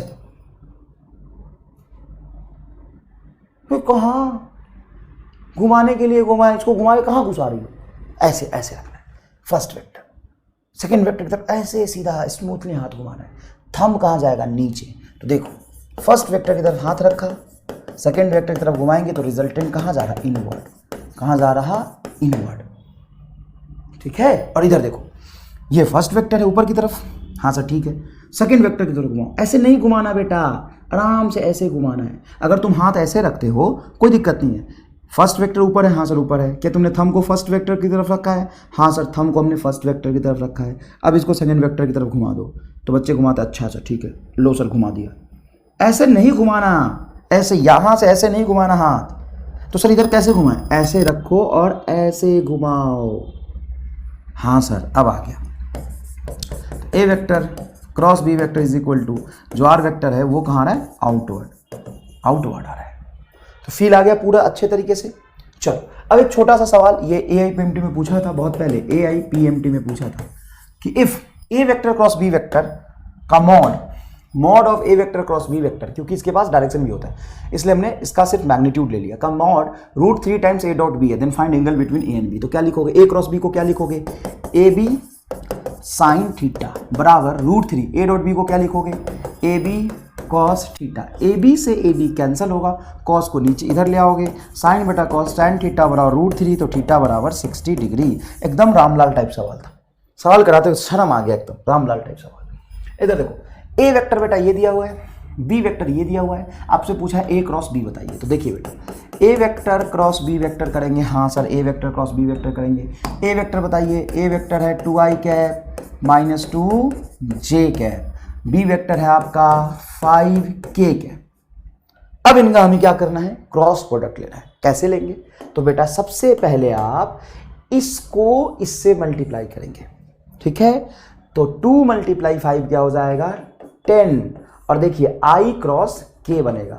मैंने बस इतना सिखाया है कि i के बाद j आया आ रहा है तो ठीक, नहीं तो गलत। तुम्हें ये भी नहीं देखना कि k के बाद क्या आ रहा है। सिंपल देखो i के बाद j आ रहा है क्या? नहीं सर i के बाद j नहीं आ रहा, i के बाद j नहीं आ रहा, k आ रहा है, तो सीक्वेंस गड़बड़ हो गया। तो इसका रिजल्ट हो जाएगा -j, है ना। ये हो जाएगा -10j कैप, माइनस इस फॉर्मूले का माइनस लिखा मैंने, 5 × 2 10 j क्रॉस के। तो j क्रॉस के, अब j क्रॉस के क्या आएगा? देखो बेटा ये माइनस फॉर्मूले का है, जस्ट देखो ना, -2 को 5 से मल्टीप्लाई करोगे तो -10 j क्रॉस के। तो j के बाद k तो आता है, हाँ सर j के बाद तो k आता है, i j k, तो ये सिंपल i बनेगा। तो आंसर हो जाएगा -10। देखो कितना स्मूथ है, ना तो कोई क्लॉकवाइज ना तो एंटी क्लॉकवाइज देखना है, ये आंसर आ गया। तुम्हें वैसे देखना है वैसे देख लो, मैं बेसिक दोनों तरीके से करा देता हूं, i j और k। देखो बेटा i क्रॉस के, तो देखो i क्रॉस के एंटी क्लॉकवाइज है तो -j आएगा। देखो यहाँ पे मैंने -j लिखा है तभी ये माइनस यहाँ पे रिफ्लेक्ट हुआ है। j क्रॉस के, ये रहा j और ये है k, ऐसे j के बाद k, तो क्लॉकवाइज चल रहा है तो प्लस आएगा। तो देखो j क्रॉस के प्लस i आया है, ये माइनस यहाँ से आया है। बहुत आसान है। अब होता है मैट्रिक्स मल्टीप्लीकेशन। एक मैट्रिक्स मल्टीप्लीकेशन, जैसे देखो a वेक्टर मान लो उसका 3 कंपोनेंट है, ax ay az, and b का भी 3 कंपोनेंट है, b का है bx by और bj। अगर मैंने इसको क्रॉस प्रोडक्ट करना है तो बहुत हेवी हो जाएगा, 3 टर्म दोनों में है, तो उसको मैट्रिक्स मल्टीप्लिकेशन से करते हैं। a क्रॉस b में ऊपर लिखते हैं i j k, a vector का पहला कंपोनेंट, दूसरा, तीसरा, और नीचे लिख लेते हैं b वेक्टर का। अगर आपको b क्रॉस a करना है तो पहले b आएगा फिर a आएगा, a क्रॉस b है तो पहले a आएगा फिर b आएगा, ठीक है। इज इक्वल टू, हम i कैप यहाँ उठा लेते हैं पहले, ठीक है। अब जब हम i कैप लिखते हैं, i में जो रिजल्ट आएगा जब लिखते हैं तो इसको काट देते हैं, एकदम हटा देते हैं। तो सर अब ये बचा, इसको हम क्रॉस मल्टीप्लिकेशन करते हैं, इसको इसके साथ करते हैं तो क्या आएगा, ay bz और A Z A Y minus A Z B Y, A Y B Z A Y B Z B Y A Z B Y A Z, ऐसे लिखते हैं। फिर ए पहला लेते हैं हम आई प्लस में और जे को ले लेते हैं माइनस जे के, ऐसे करते हैं। ठीक है सर, जे में अब क्या करेंगे, तो जे के नीचे और इसको हटा देंगे, मतलब जिसको लिखेंगे ना, जैसे आई लिखा मैंने, जब आई लिखा तो देखो आई के साथ क्रॉस प्रोडक्ट करोगे तो रिजल्ट क्या आएगा, जीरो। तो अब भी सी बात है, ये आई है तो इनका इसके साथ करोगे तो जीरो आना है। इसलिए जब हम आई लिखते हैं तो इसको और इसको मिटा देते हैं, इसका प्रोडक्ट माइनस इसका प्रोडक्ट लिखते हैं, आसान है। जब हम जे लिखते हैं तो जे को जे नहीं लिखते हैं, माइनस जे लिखते हैं पहली बात, और मैं बताऊंगा माइनस जे क्यों लिखते हैं। 90% बच्चों को पता नहीं होता माइनस क्यों हो रहा है, मैं बताऊंगा।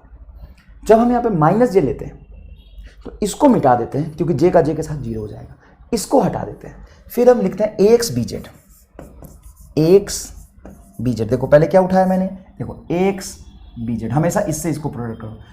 देखो जब मैंने आई उठाया था तो इसको काटा, पहले इसको इससे किया ना, देखो ए वाई बी जेड किया ना, हाँ सर किया, ठीक है सर। जब हम जे उठा रहे हैं तो X B Z A Z B Y minus A Z B Y plus के क्या, फिर के लेंगे तो प्लस ले लेते हैं, चलो सर ले लेते हैं के, और इसको काट देते हैं। सर जब आपने के ले लिया अब क्या करेंगे, तो बचा यही है ना, के ले लिया तो ये इसको एक्स बी वाई देखिए x B Y minus A Y B x ये आ जाएगा। इसको कहते हैं मैट्रिक्स मल्टीप्लिकेशन, है ना, क्रॉस प्रोडक्ट करने का मैट्रिक्स मल्टीप्लिकेशन। ध्यान दीजिएगा क्या किया मैंने, फिर से मैं बताता हूँ। जब आई उठाया तो आई का आई के साथ हो जाएगा जीरो, तो इसको हटा लिया, इसको भी हटा लिया, तो यहाँ पे आई रखा। देखो हमेशा राइट से ऐसे ऐसे अगर है तो इसको इसके साथ करेंगे, लेफ्ट से राइट की तरफ जाएंगे, तो पहले इसको कर लिया, तो ए वाई बी जेड, देखो लेफ्ट से राइट की तरफ जाएंगे ऐसे, इसको आई को लिखा ए वाई बी जेड, देखो ए वाई बी जेड लिख लिया पहले, और फिर उल्टा है इसलिए यहाँ पे माइनस लिखा, ठीक है ना। देखो पहले A Y B Z A Z B Y, फिर हम जब जे लेते हैं तो माइनस में लेते हैं, और जब जे उठाए तो इसको काट दो तो X B Z B X A Z B X, एक minute sorry, X B Z A Z B X आना चाहिए। अच्छा आई एम सॉरी, गलती हो गया यहाँ पे, ये हो जाता है बेटा, थोड़ा सा गलती कर दिया मैंने, लिखने में गलती कर दिया होगा। और जब के लेंगे तो लेते हैं x B Y minus A Y B x, एकदम सही है। देखो ना, जब एक तुमने आई जे के, जब के लिया है तो के में जेड नहीं आना चाहिए। देखो एक्स वाई एक्स है ना, कहाँ आ रहा है, ठीक है, समझ आया कि नहीं आया, ये आराम से सर आ गया। अब आओ मैं तुम्हें एकदम जोरदार फील दिलाता हूँ। सबसे पहले ये बताओ, कितने लोगों को ये रीज़न पता है कि हम आई प्लस में लेते हैं, के प्लस में लेते हैं, लेकिन यहाँ पे माइनस ले लेते हैं। टीचर से पूछते भी है तो टीचर कहता है कि सर ये फॉर्मूला है, पर टीचर कहता है कि देखो बच्चों ये फॉर्मूला है।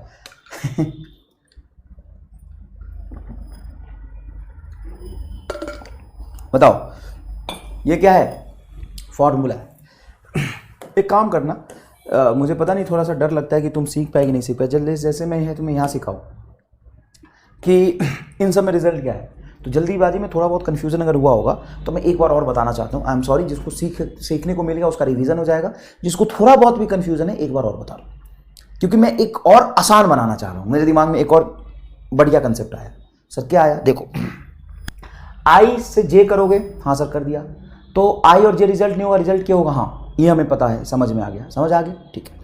अब तुम्हें कुछ नहीं देखना, सिर्फ ये देखना है कि रिजल्ट में आई के बाद जे आ रहा है कि नहीं। सर के को नहीं देखना, नहीं सर ये नई बात बता रहे हो, हाँ नया बता रहा हूँ। क्या बता रहे हो सर, बोलो।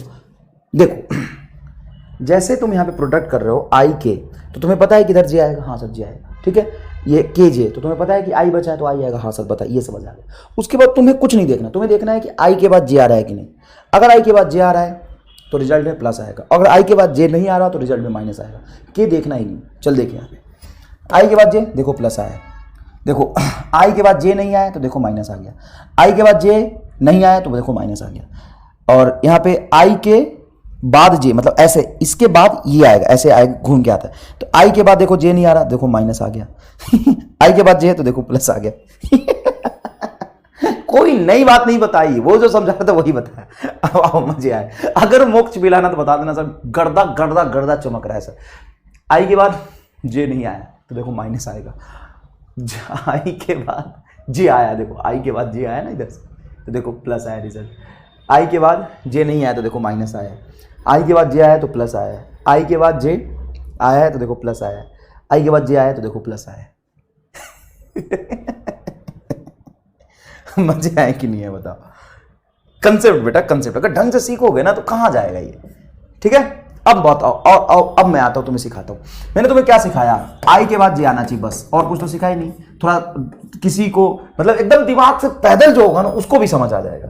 और अगर थोड़ा और अच्छा हो तो जे के बाद के देख लिया करो, अगर ऐसा है तो प्लस आएगा। तो मतलब एक्स के बाद आना चाहिए वाई, वाई के बाद आना चाहिए जेड, ऐसा ही है। ठीक है, तो जब तुमने आई उठाया तो असल में आई उठा लिया तो एक्स खत्म, तो वाई जेड बता, तो वाई के बाद जेड आना चाहिए। देखो वाई के बाद जेड आया तो सही है, उसके बाद जेड से पीछे ला रहे हो तो पीछे ला रहे हो तो माइनस आएगा। देखो ए जेड बी वाई हो रहा है, समझ रहे हो? तुमने ऐसे ऐसे किया तो देखो प्लस आया, उल्टा जा रहे हो इसलिए माइनस आया है।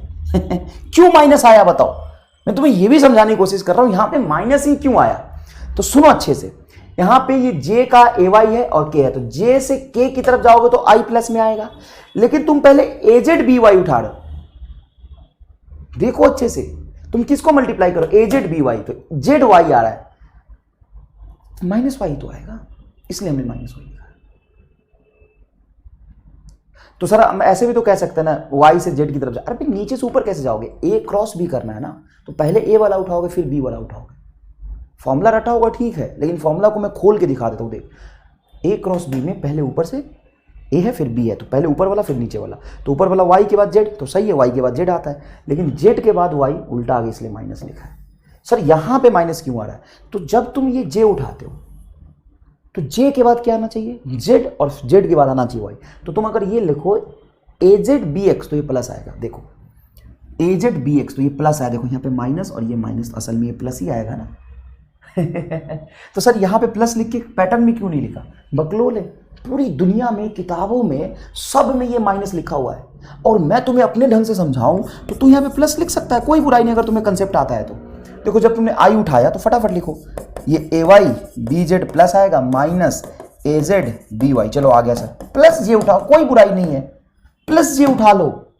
सर अगर हम प्लस जे उठाते हैं, प्लस जे उठाते हैं, यहां से हम जे उठाते हैं, तो जे के बाद पहला टर्म क्या है? के, तो ए जेड बी एक्स लिखो, ए जेड बी एक्स, और minus minus A Z B X लिखने के बाद X B Z, X B Z minus. समझ में आया कि नहीं है? अब आगे चलो, के उठाओ तो के भी प्लस में आएगा, के प्लस में आएगा। तो देखो के के बाद क्या आना चाहिए? आई, तो X B Y, X B Y minus A Y B X, A Y B X आ गया। लेकिन किताबों में हर जगह बच्चे को यही याद रहता है ना? ऐसा नहीं है कि मैंने गलत लिखा है, मैंने सही लिखा है, तुम वेरीफाई कर लेगा। बच्चे को क्या रहता है याद, कि ये वाला याद रहता है। तो मैं तो बस ये समझाने की कोशिश कर रहा कि यहाँ पे माइनस आता ही क्यों है, माइनस आता ही क्यों है, क्यों आता है समझ में आया? क्योंकि जब हम आई उठाते तो इससे मल्टीप्लाई करते, इससे मल्टीप्लाई करते, ठीक है। जब हम जे उठाते हैं ना तो जे में पता है क्या करते हैं? एक्स को जेड से साथ मल्टीप्लाई करते हो, उल्टा काम कर रहे हो ना। तुम आई के बाद जेड लिख रहे हो, सॉरी एक्स के बाद जेड लिख रहे हो, तो एक्स के बाद जेड लिखने का मतलब उल्टा जाना। देखो एक्स के बाद आना चाहिए वाई, वाई के बाद आना चाहिए जेड, जेड के बाद आना चाहिए एक्स, तो जेड के बाद एक्स लिख रहे हो तो ठीक है। तुम यहां से यहां उठाते, देखो एक्स बी जेड उठाए, एक्स बी जेड उठाए, तो तुमने उल्टा काम किया, एक्स के बाद जेड ले रहे हो, इसीलिए यहां पे एक माइनस आ जाता। तुम्हें घबराने की जरूरत नहीं है। सर आप दो चीजें बता के आप कंफ्यूज कर रहे हो, मैं कंफ्यूज नहीं कर रहा हूं, मैं तुम्हें ये बता रहा हूं। अगर नहीं बताता ना तो 90% बच्चे यहां पे फॉर्मूला जानते हुए भी गलती कर देते। क्या गलती करते सुन बताता हूं। बढ़िया, जब आई उठाते तो इसको इससे करते हैं, सही करते हैं। जब जे उठाते हैं ना तुमको याद ही नहीं रहता, कभी इसको इससे मल्टीप्लाई करके पहले लिख लेते हैं, कभी इसको इससे मल्टीप्लाई करके पहले लिख लेते हैं। लेकिन जब यहां पे तुमने माइनस ले लिया है तो हमेशा याद रखना, आई लेते हो तो लेफ्ट से राइट की तरफ जाते हैं, ठीक है, इससे इसकी तरफ जाएंगे, लिख लेंगे, फिर माइनस ये करेंगे। जब तुम जे जाते हो तो ऐसे ऐसे जाते हैं, जब तुम के लेते हो तो अभी भी एक्स बी वाई लेते हैं। समझ में आया कि नहीं? लेफ्ट से राइट की तरफ हम हमेशा पैटर्न को फॉलो करते हैं। इस पे हम सवाल कर लेते हैं फटाफट, कोई दिक्कत नहीं है। मान लो A vector is equal to 2i cap plus 3j cap, यही लेते हैं, है ना, and B vector is equal to i cap minus 2j cap plus 3k cap. Find A vector cross B vector, find A vector cross B vector. तो A vector plus B vector matrix multiplication से अगर करते हैं ए cross B, अब देखो बेटा सिखाने में समय लगा है लेकिन सवाल करने में मजे आ जाएंगे। आई जे के, ए बोलो क्या है सर 2 3 0, के नहीं है तो 0 मान लेंगे। आई 1, ये उधर हो गया 1, ये हो गया -2 और ये हो गया आपका 3। ठीक है, अब क्या करेंगे, सबसे पहले हम आई उठाएंगे। तो जब आप आई उठाएंगे, यहां लिखते हैं बेटा, सबसे पहले हम क्या उठाएंगे, आई उठाएंगे। आई उठाने में किसको इग्नोर करते हैं सर, आई उठा लिया तो इसको इग्नोर कर दो। तो इसको 3 3 क्या हो जाएगा 9, और ये 0 से कुछ भी मल्टीप्लाई होगा 0, बस मजे आ गए। माइनस जे कैप है ना, क्या किया, जे कैप को माइनस में लिखा। तो 2 को 3 से मल्टीप्लाई करो, है ना, जे कैप को इग्नोर करो, 2 को 3 से मल्टीप्लाई करो 6 माइनस 0 को 1 से मल्टीप्लाई करोगे 0 प्लस के कैप, के को उठाया तो 2 को -2 से मल्टीप्लाई करोगे -4, देखो ना 2 को -2 से मल्टीप्लाई करोगे -4 और ये हो जाएगा आपका 3, 3 मल्टीप्लाई 1 3 -3। ठीक है, अब क्या करना है सर, अब हो गया ना, ये हो गया 9 आई कैप, 9 आई कैप और देखो -9 आई कैप, ये जे। अच्छा कंफ्यूज मत होना यार, मैंने डंडा खींच दिया है ना तो तुम कंफ्यूज हो सकते हो थोड़ा सा। ये ऐसे -j 6 तो -6 जे कैप और के का होगा -4 -7 के कैप, -7 के कैप, ये आंसर आ गया। गलती नहीं होना चाहिए, यहाँ पे बच्चे सीख लेते हैं बेटा, फॉर्मूला अगर पढ़ा देता ना तो बाद में तुम गलती कर सकते थे, लेकिन क्या किया है, आई उठाया तो इससे इसको किया, जे उठाया तो इसको इससे किया, के उठाया तो इसको इससे किया, बस। अब मैं डायरेक्ट करता हूँ सर, डायरेक्ट कर दो रफ्तार में, हाँ एक ही लाइन में लिख दूंगा, जैसे तुम्हें सिखाया तुम कर सकते हो। देखो जब मैं आई को, एक मिनट, आई को इसके आई के साथ करूंगा रिजल्ट कुछ नहीं मिलेगा, आई क्रॉस आई 0 होता है। आई को जब मैं जे के साथ करूंगा तो 2 2 4, तो ये आएगा तेरा -4, आई को जे के साथ किया तो रिजल्ट आना चाहिए के, तो -4 के क्या आएगा। फिर आई को के के साथ करूंगा तो आई क्रॉस के, देखो आई के बाद जे आना चाहिए लेकिन क्या आ रहा है, तो यह आ जाएगा तुम्हारा -j, तो 3 × 6 माइनस आई का किसके साथ किया, के के साथ, तो -6j। देखो बेटा देखो, आई के बाद जे आना चाहिए लेकिन आई के बाद के लिखा मैंने के, इसलिए -j आया। ठीक है, उसके बाद जे को आई के साथ करो तो जे क्रॉस आई माइनस के आएगा, तो ये 3 के कैप -3 के कैप। जे को जे के साथ करोगे 0, जे का 3 के साथ करो तो जे क्रॉस के सही है, तो 3 × 3 9 आई कैप, तो हो जाएगा 9 + 9 आई कैप। प्लस क्यों लिखा, क्योंकि जे के बाद तो के आता ही है तो माइनस आ जाएगा, तो 9 आई कैप -6 जे कैप, -6 जे कैप और -3 -4 -7 के कैप, ये आएगा रिजल्ट। 9 आई कैप -6 जे कैप प्लस -7 के कैप, एकदम सेम आया, एकदम सेम आया।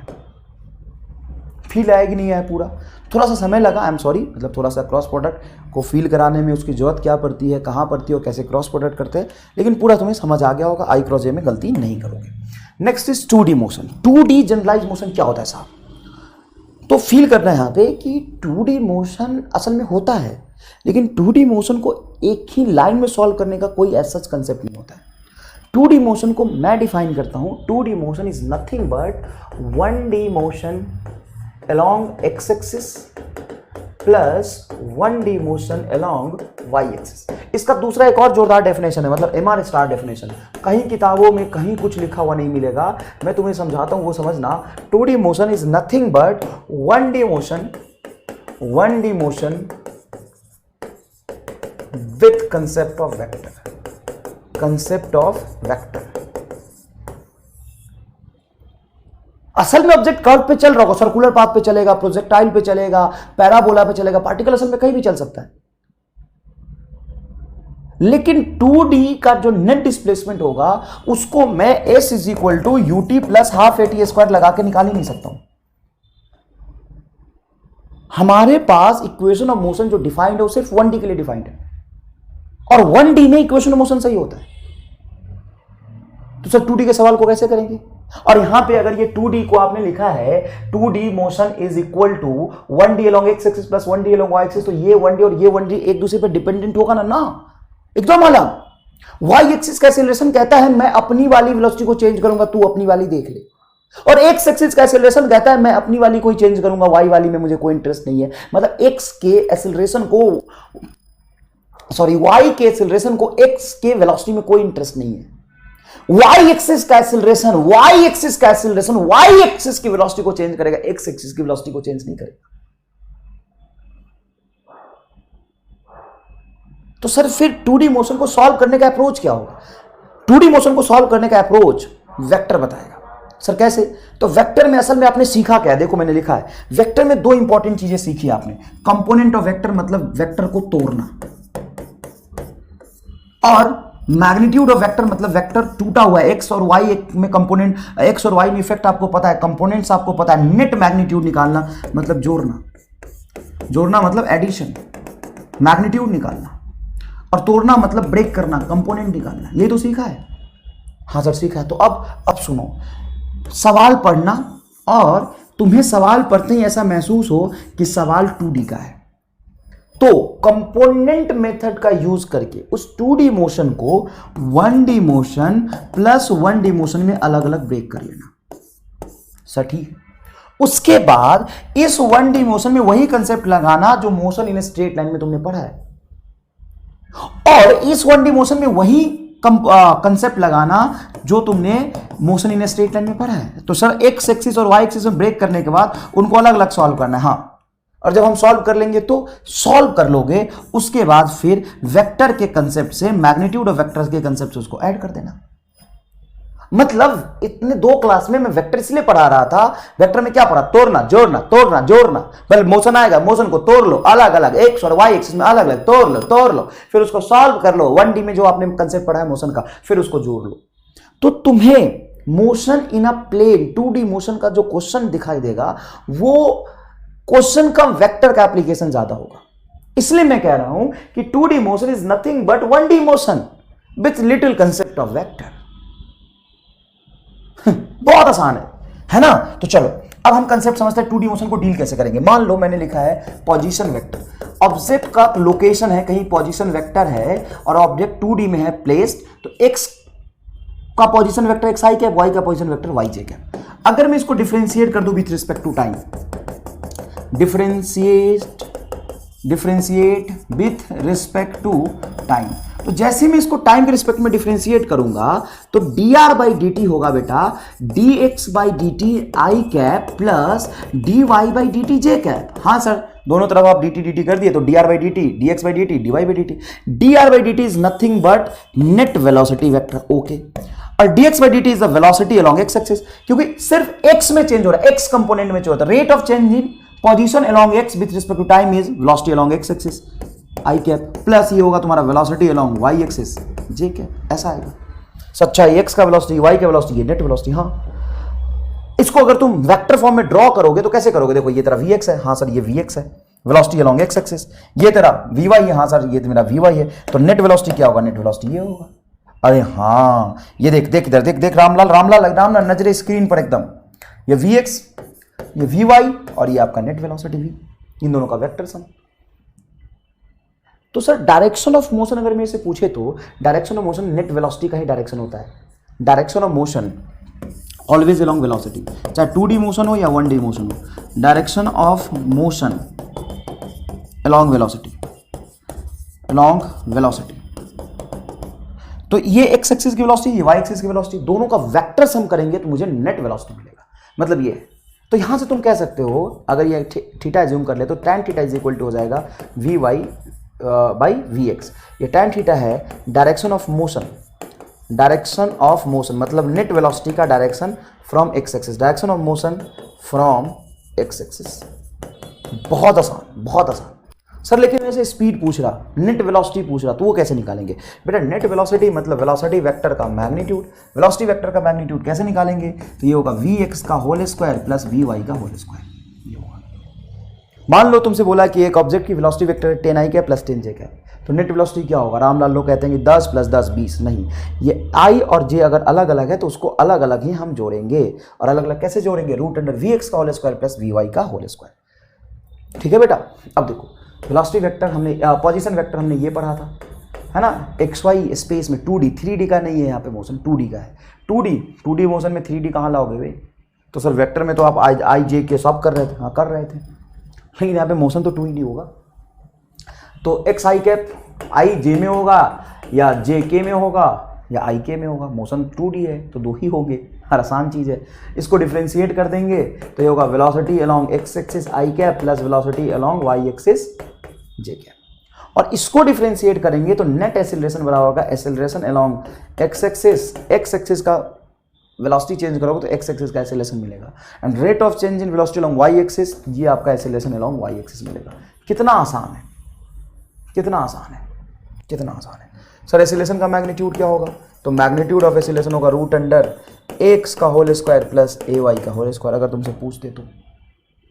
सर इक्वेशन ऑफ मोशन, मान लो अगर कांस्टेंट एक्सेलरेशन दिया हुआ है फॉर कांस्टेंट एक्सेलरेशन, पीछे में जो मैंने डिफरेंशिएशन कराया था तो हमेशा वैलिड है, लेकिन मान लो कभी कांस्टेंट एक्सेलरेशन का सवाल दिख रहा है तो इक्वेशन ऑफ मोशन सॉल्व करेंगे। लेकिन equation of motion 2D plane में कैसा होता है? क्या 2D का कोई इक्वेशन ऑफ मोशन होता है? तो ध्यान से सुनिए, 2D का कोई इक्वेशन ऑफ मोशन नहीं होता। तो सर कैसे सॉल्व करेंगे?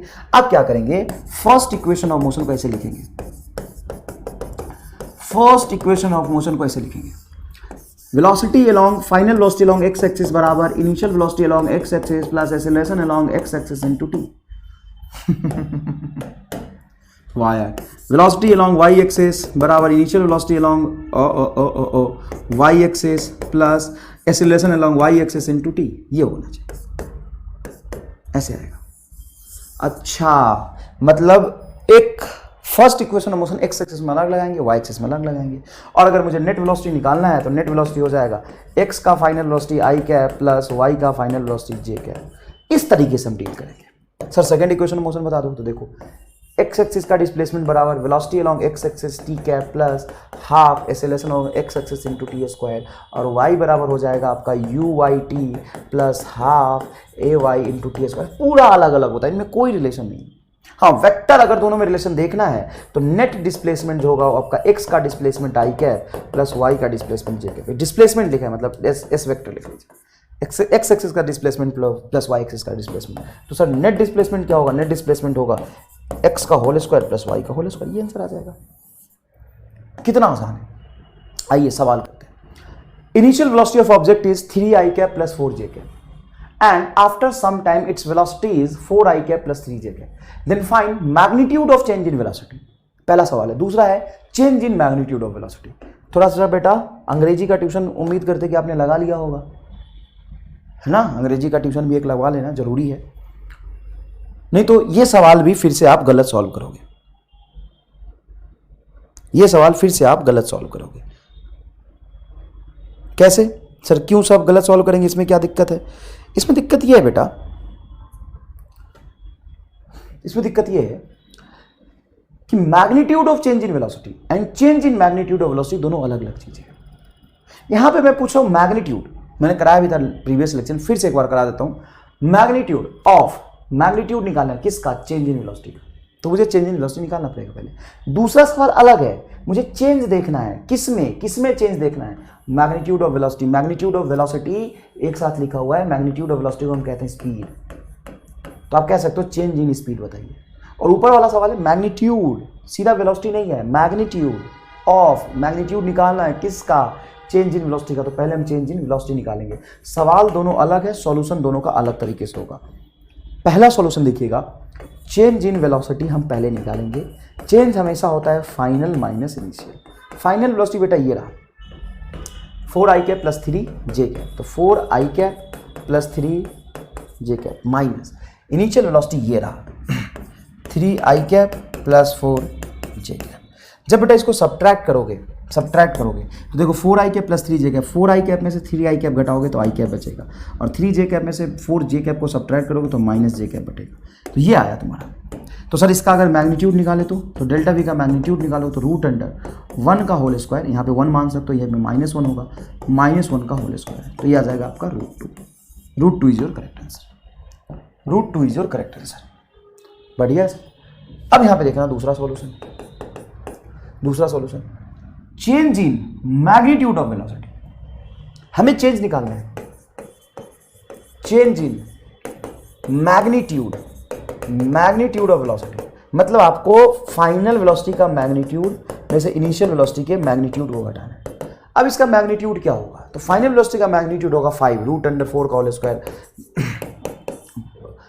प्लस 3 का whole square √25 5 is equal to answer क्या होगा 0। दूसरे सवाल का आंसर आएगा 0। नीट 2017 में एक सवाल पूछा, the X and Y coordinate of the particle at any time t x is equal to 5t - 2t square and y is equal to 10t respectively, where x and y are in a meter and t in a second, then acceleration of the particle at t is equal to 2 second. Acceleration of the particle at t is equal to 2 second. देखो बेटा, ये 2D motion है क्योंकि object के position का x coordinate और y coordinate दोनों है। तो x कोऑर्डिनेट बेटा दिया हुआ है तुम्हारा 5t - 2t square and y coordinate दिया हुआ है 10t। अब सुनना अच्छे से, मोशन के concept wise motion in a plane ज्यादा इजी होता है। सर कैसे?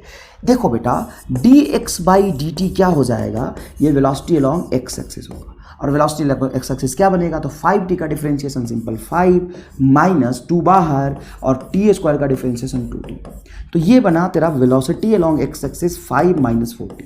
इसको डिफरेंशिएट कर दोगे तो ये एक्सेलरेशन अलोंग x एक्सिस हो जाएगा 5 कांस्टेंट होगा, इसका डिफरेंशिएशन 0 माइनस 4 बाहर t का डिफरेंशिएशन 1, तो -4 मीटर पर सेकेंड स्क्वायर। ये सिर्फ x एक्सिस का आया है, तो x का एक्सेलरेशन है।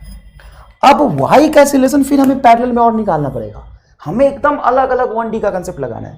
तो dy/dt होगा बेटा वेलोसिटी अलोंग y एक्सिस, जो क्या आएगा 10, और अगर तुम डिफरेंशिएट कर दोगे वेलोसिटी को तो 10 कांस्टेंट, इसका डिफरेंशिएशन 0, मतलब acceleration along y axis is 0,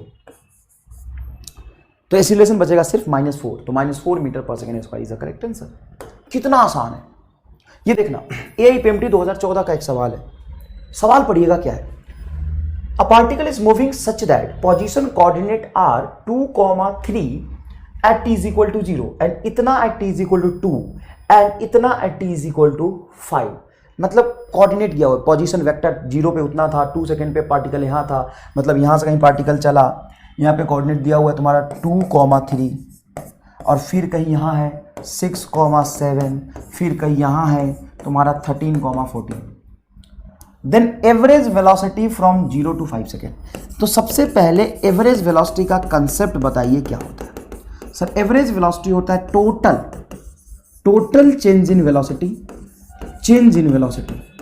total change in velocity divided by total time taken. Sorry, average velocity total displacement, I am sorry, total displacement divided by total time. हमें इस बात से मतलब ही नहीं है कि पार्टिकल ने कितना संघर्ष किया है, वो कहाँ था, फिर कहाँ गया, हमसे कोई मतलब नहीं। हमें तो डिस्प्लेसमेंट का मतलब है फाइनल पोजीशन में से इनिशियल पोजीशन को घटाना, बस change in position. Total displacement is nothing but change in position. तो चेंज इन पोजीशन क्या होगा साहब? देखो फाइनल पोजीशन 5 सेकेंड पे बताओ क्या है, ये रहा 13, 14 और इनिशियल पोजीशन तुम्हारा 2, 3। तो डेल्टा एक्स निकालोगे तो फाइनल पोजीशन 13 आई कैप में से 2 आई कैप जाएगा तो 11 आई कैप बचेगा। ये तुम्हारा एक्स का डिस्प्लेसमेंट आ गया। वाई का डिस्प्लेसमेंट, तो वाई की फाइनल पोजीशन ये है और ये 3 है, तो 14 - 3, तो 14 - 3 ये भी 11 आ जाएगा, 11 जे कैप आ जाएगा, डिवाइडेड बाई टोटल टाइम 5, तो 11/5 को चाहो तो कॉमन निकाल लो, ये आई कैप प्लस जे कैप आंसर आएगा 11/5 आई कैप प्लस जे कैप। तुम बोलोगे सर आपने 6, 7 का यूज नहीं किया, 2 सेकेंड पे पार्टिकल कहाँ था ये यूज नहीं किया। देखो बेटा average velocity is a total displacement, particle यहां था, यहां पहुंच गया, हमें पता फर्क नहीं पड़ता कैसे गया, टोटल डिस्प्लेसमेंट ये होगा। Total displacement does not depends upon path taken, total displacement does not depends upon intermediate position. मान लो मैं यहां से चल रहा हूं और मैं चलते यहां गया और फिर यहीं वापस आ गया, और दूसरा पाथ मैं यहां से चला और चलते चला गया दिल्ली से पहुंचा कोटा, फिर यहां आ गया, मैं यहां से चला चलते गया बिहार और बिहार से फिर वापस यही आ गया। तीनों ही केस में इनिशियल और फाइनल पोजीशन सेम है तो डिस्प्लेसमेंट सेम होगा। Displacement only depends upon initial and final position.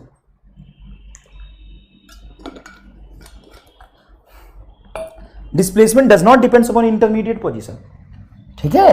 तो डिस्प्लेसमेंट ये होगा बटा टोटल टाइम टेकन। नेक्स्ट देखिएगा, ये सवाल बेटा 2010 में पूछा था। Particle has initial velocity this and acceleration this, then its speed after 10 second. 10 second के बाद उसकी स्पीड क्या होगी। बेटा सवाल को सॉल्व करने से पहले बताओ 2D ऑब्जेक्ट है, मोशन है या 1D? Sir 2D। अब 2D में जब आपसे फाइनल वेलोसिटी पूछा है इनिशियल वेलोसिटी बता के, तो इनिशियल वेलोसिटी आपका x का हो गया 3 और x का एक्सेलरेशन हो गया 4। सिर्फ x का इंफॉर्मेशन अलग निकालो तो इनिशियल वेलोसिटी हो जाएगा आपका 3i कैप और x का एक्सेलरेशन हो जाएगा 0.4i कैप। तो फाइनल वेलोसिटी जब x एक्सिस का निकालोगे तो v बराबर u प्लस ए टी। ले पूरा लिखता हूं, कोई भी u लोगे कि सिर्फ x वाला u लोगे? x वाला u 3 है प्लस एक्सेलरेशन 0.4 मल्टीप्लाइड, तो ये हो जाएगा तुम्हारा 4 और 3 7i कैप। ये फाइनल वेलोसिटी आया। x का फाइनल वेलोसिटी सब x में 1D मोशन है, 1D मोशन है। इसको उठाओ 1D मोशन से सॉल्व कर दो। सर y के लिए अगर सॉल्व करेंगे तो vy is equal to initial velocity along y क्या है sir? Initial velocity along y 4 है प्लस एक्सेलरेशन लॉन्ग y क्या है 0.3 है, टाइम कितना है 10 है, तो ये हो जाएगा तुम्हारा 7j कैप। तो वेलोसिटी हो जाएगा 7i cap plus 7j cap. इसका मैग्नीट्यूड निकाल दो 7√2। ईमानदारी से बताओ सवाल एकदम हलवा लगा कि नहीं लगा? एकदम हलवा लगा कि नहीं लगा? बच्चों बोले सर चल जल्दी से न मत करो सर, बेसिक से करो, एकदम बेसिक से। तो ये नहीं तो और क्या है भाई साहब? बेटा इतना समय इसलिए लगाया मैंने कि सवाल में तुम्हारा रफ्तार बढ़ सके। सवाल देख के सॉल्व कर। ये रहा 3, ये रहा 0.4। देखो टाइम x और y का नहीं होता, टाइम दोनों का कॉमन होता है। ये 10, तो ये हो गया 3 और 4 मल्टीप्लाई 10 0.4 मल्टीप्लाई 10 4 4 और 3 7 और ये हो गया तुम्हारा 7 ये answer. Position of object is this, then find velocity and acceleration at t is equal to 1 second. Velocity and acceleration at t is equal to 1 second कैसे सॉल्व करेंगे? तो देखिए ये पोजीशन वेक्टर गिवन है 3t square i cap plus 6t minus t square j cap. Okay sir, बढ़िया लगा। अब इसको डिफरेंशिएट करो तो dr/dt हो जाएगा आपका वेलोसिटी, नेट वेलोसिटी, और ये आपका x कंपोनेंट पोजीशन का। तो पोजीशन के x कंपोनेंट को डिफरेंशिएट करोगे तो x की वेलोसिटी आएगा, तो ये होगा बेटा 3 बाहर t स्क्वायर का differentiation 6t i cap plus यहाँ पे डिफरेंशिएट करोगे तो 6t का डिफरेंशिएशन में से 6 बाहर आ गया, t का डिफरेंशिएशन 1 माइनस टी स्क्वायर का हो जाएगा 2t j कैप। आ गया सर, मुझे चाहिए था वेलोसिटी, तो ये आ गया वेलोसिटी। कब चाहिए? 1 सेकंड पे चाहिए, तो टाइम को 1 रख दो। तो यहाँ पे वेलोसिटी में टाइम को 1 रखोगे तो 6 मल्टीप्लाई 1 प्लस 6, यहाँ पे 1 रखोगे तो -2 मल्टीप्लाई 1। बेटा ऐसे रखोगे ना 1, देखो टाइम को 1 रखना, तो 6 माइनस 2 मल्टीप्लाई 1, तो ये हो जाएगा तुम्हारा 6 प्लस 6 माइनस 2 जाएगा 4 is equal to 10 metre per second. Correct answer. समझ आया? तुमको उल्लू बनाया, बड़ा मजा आया? गलत है। आधी जनता बोलेगी सर हमें पता है गलत है। कैसे गलत है? बेटा आई और जे को तुमने एकदम ही मिला दिया, ऐसे चिपका दिया कि सच में और आई और जे इंटरेस्टेड लग रहे हो। ये मैंने जानबूझ के गलत किया क्योंकि बच्चे ये करते हैं, आपको नहीं करना। आपको ये बुक में लिखना है कि ये गलत हो गया। इसका सही कंसेप्ट ये है कि v बराबर असल में ये 6i कैप होगा प्लस 4j कैप होगा। तो मैग्नीट्यूड ऑफ वेलोसिटी निकालेंगे तो √36 प्लस 16 ये हो जाएगा तुम्हारा √52। ये सही आंसर होगा। समझ में आया कि नहीं आया? सीधा पाई जे को ऐसे कैसे मिला देंगे? आई कैप और जे कैप का मैग्नीट्यूड निकालने का कुछ तरीका होता है ना, ये गलत है। सर एक्सेलरेशन पूछेगा तो इस वेलोसिटी को डिफरेंशिएट करो, rate of change in velocity with respect to time, ये एक्सेलरेशन होगा। यहाँ वेलोसिटी को डिफरेंशिएट करोगे 6 बार टी का डिफरेंशिएशन 1 तो 6i कैप बनेगा प्लस 6 का डिफरेंशिएशन 0 माइनस 2 बाहर टी का डिफरेंशिएशन 1 तो ये बनेगा -2j कैप। तो एक्सेलरेशन वेक्टर आएगा बेटा 6i कैप -2j कैप। इसका मैग्नीट्यूड निकालना है तो निकाल लीजिए, कोई दिक्कत नहीं। 6 - 2 4 मत लिख दीजिएगा, गलत हो जाएगा। ठीक है बेटा, इतना संघर्ष हमने वेक्टर में इसलिए किया था कि हम सवाल रफ्तार में कर सके। अब देखिएगा मजा आएगा। Object is moving in west, देखिए वेस्ट में मूव कर रहा है विथ 5 मीटर पर सेकेंड। अगर आप ऐसे बनाएंगे i j, ये -i, ये -j, object is moving in west with 5 metre per second, with 5 meter per second, and after 2 seconds its velocity is 5 meter per second in north. Then find acceleration. अब सुनिएगा, acceleration होता है बेटा final velocity minus initial velocity divided by total time taken. Final velocity बताइए क्या? 5 metre per second इन north, north को आप जे बोलेंगे तो ये होगा 5j कैप माइनस वेस्ट में था इनिशियल वेलोसिटी, वेस्ट मतलब initial velocity is -5i cap -5i cap divided by total time taken is 2 second. क्योंकि एवरेज पूछा है, सॉरी एक्सेलरेशन पूछा है, तो आपको कैसे पता एवरेज होगा? मुझे इसलिए पता क्योंकि 2 सेकंड बाद हुआ है, ये किसी इंस्टेंट पे नहीं हुआ, 2 सेकंड टाइम लिया है, तो एवरेज एसिलेशन होगा। नहीं तो क्वेश्चन में लिख देता है, जनरली नहीं भी लिखा है तब समझिए 2 सेकंड के बाद, एक इंस्टेंट नहीं, 2 सेकंड एक इंटरवल है। सर आपको कैसे पता फाइनल वेलोसिटी को आपने 5 जे कैप कैसे लिखा? तो बेटा जे कैप मतलब नॉर्थ, फाइनल वेलोसिटी नॉर्थ में, और बेस्ट मतलब ईस्ट का उल्टा। आज ही सवाल कराया, कल भी कराया है, ये ठीक है। तो ये बनेगा बेटा 5 j cap plus 5 i cap divided by 2। अब अगर इसका मैग्नीट्यूड निकालना चाहो तो मैग्नीट्यूड आंख बंद करके मत निकाला करो। देखो बेटा 2 इटसेल्फ अ मैग्नीट्यूड और 5 कॉमन आ जाएगा तो 5/2 तो बाहर आ जाएगा। हाँ सर, तो अंदर बचेगा तुम्हारा आई कैप प्लस जे कैप, और आई कैप जे कैप का मैग्नीट्यूड √2 आएगा। तो ये आंसर हो जाएगा तुम्हारा 5/2 √2, है ना, मैग्नीट्यूड ऑफ एक्सीलरेशन एवरेज। √2 से 2 कैंसिल करोगे तो 5/√2 आ जाएगा। सर इसका डायरेक्शन किधर होगा? तो डायरेक्शन आई और जे की तरफ होगा, आई प्लस जे, मतलब इधर आई और इधर जे, तो डायरेक्शन होगा तुम्हारा नॉर्थ ईस्ट। अब बच्चा रोने लग जाता है, कहता है सर ईस्ट कैसे? ईस्ट में तो वेलोसिटी था ही नहीं। बेटा मैं 2 वेलोसिटी को ऐड कर रहा हूँ कि सब्ट्रैक्ट कर रहा हूँ? सर आप रिजल्टेंट निकाल रहा हूँ क्या? ऐसा तो नहीं है ना कि एक वेलोसिटी वेस्ट में था और इधर आ गया तुम्हारा नॉर्थ में, तो नॉर्थ वेस्ट की तरफ आंसर आएगा। अरे तुम ऐड करते इनिशियल प्लस फाइनल, तो एक वेस्ट में और एक नॉर्थ में ऐड होके कुछ आंसर आता। तुम सब्ट्रैक्ट कर रहे हो, तुम चेंज निकाल रहे हो। बार बार चिक के निकाल बोल रहा हूँ। चेंज मतलब फाइनल में से इनिशियल को मैंने घटाया है। Initial velocity of object is 5 metre per second in east and acceleration of object is 2.5 metre per second square in north. Then find its speed of object at 2 seconds. Find speed of object at 2 seconds. See, 1D का सवाल है या 2D का? 1D का सवाल है या 2D का? तो सवाल बेटा ये 2D का है। कैसे? Initial velocity of object is 5 metre per second in east. तो ईस्ट को मैं एक्स एक्सिस मान लेता हूं, तो तुम्हारा नॉर्थ हो जाएगा वाई एक्सिस, मतलब जे वाला कंपोनेंट बेटा वाई एक्सिस। तो इनिशियल वेलोसिटी है तुम्हारा 5 आई कैप। सर ईस्ट में है, इनिशियल वेलोसिटी अगर नॉर्थ में देखें तो इनिशियल वेलोसिटी नॉर्थ में 0 है। सर आपको कैसे पता? मुझे इसलिए पता कि अगर इनिशियल वेलोसिटी नॉर्थ ईस्ट दोनों में होता तो लिखता ना कि initial velocity of object is 5 metre per second in east and 2 metre per second in north. नहीं, इनिशियल वेलोसिटी पूरा का पूरा ईस्ट में ऐसे है, मतलब नॉर्थ में नहीं है। And acceleration of object is 2.5 metre per second square in north, मतलब एक्सेलरेशन है ऑब्जेक्ट का 2.5 metre per second square J cap, पूरा का पूरा नॉर्थ में। तो सर अगर ईस्ट में एक्सेलरेशन 0 बोल रहे हैं, नॉर्थ में एक्सेलरेशन है, मतलब ईस्ट में नहीं है, होता तो बताता। तो सर अगर ईस्ट में एक्सेलरेशन ही नहीं है तो ईस्ट की वेलोसिटी तो इतनी बनी रहेगी। हाँ, ईस्ट की वेलोसिटी हमेशा फाइनल इतनी बनी रहेगी।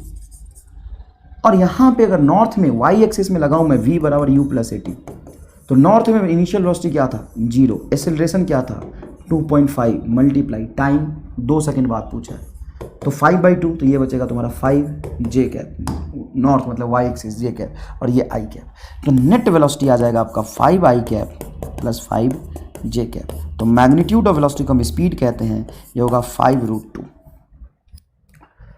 सवाल बहुत लेंदी है क्या? नहीं, बच्चा लेकिन इसको सॉल्व नहीं कर पाता।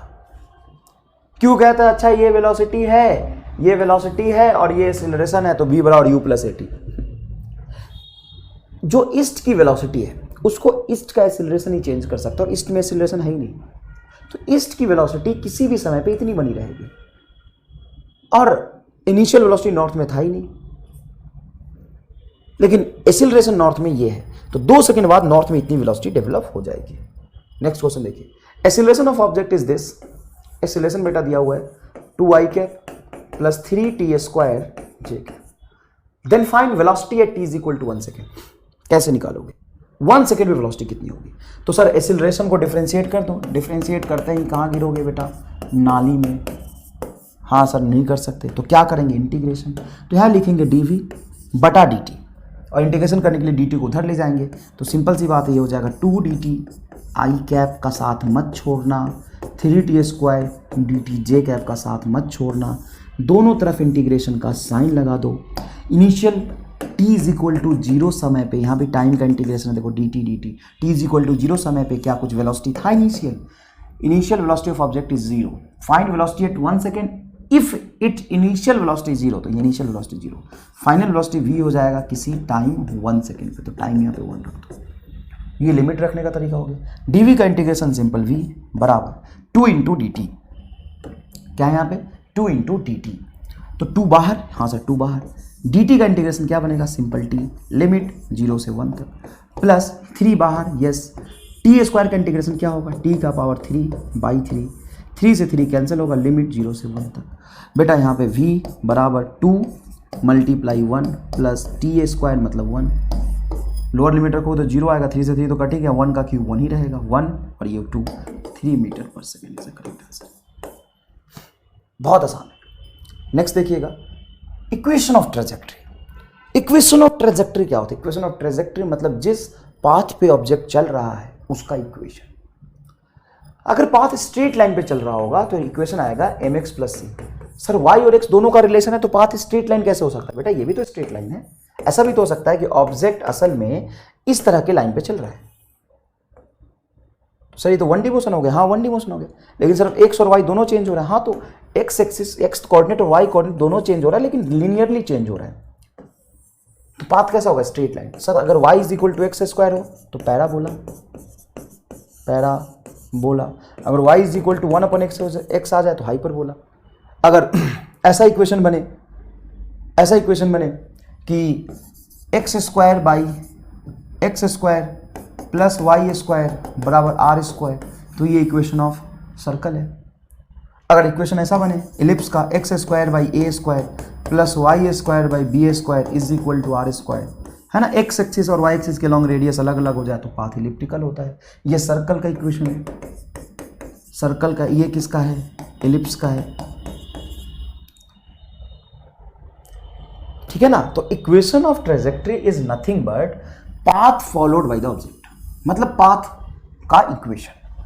और पाथ का इक्वेशन कैसे पता चलता है? Relation between X and Y coordinate. X and Y coordinate के बीच में जिस तरह का रिलेशन होगा वो बताएगा कि एक्स के साथ वाई किस तरीके से चेंज हो रहा है। एक्स के साथ वाई अगर लिनियरली चेंज हो रहा है तो पाथ स्ट्रेट लाइन होगा, 1D मोशन होगा। कैसा मोशन होगा? 1D मोशन होगा। वाई और एक्स के बीच में ऐसा रिलेशन हो, Y is equal to X square हो तो पाथ पैराबोला होगा, है ना। और ये upward opening parabola, y is equal to root X हो तो ये भी पैराबोला होता है, लेकिन ये कैसा पैराबोला होता है? Lateral parabola. तो इसमें बहुत सारे सवाल पूछे जाते हैं। देखिए, position of object at time t is this, then find equation of trajectory. तो ध्यान से देखना, बड़े आराम से बता रहा हूं, किसी भी ऑब्जेक्ट का पोजीशन t टाइम पे गिवन है 2t i cap plus 4t square J cap. तो ये जो इक्वेशन पोजीशन गिवन है ये 1D का पोजीशन है या 2 डायमेंशनल पोजीशन है? तो I और J दोनों है, ये 2 डायमेंशनल पोजीशन है। 2 डायमेंशनल पोजीशन में ये x पोजीशन है, ये y पोजीशन है। इसको आप x कह सकते हो, इसको y कह सकते हो, क्योंकि आप जानते हो ना r वेक्टर क्या होता है? x i cap plus y j cap. तो आप लिख सकते हो x is nothing but 2t and y is nothing but 4t square.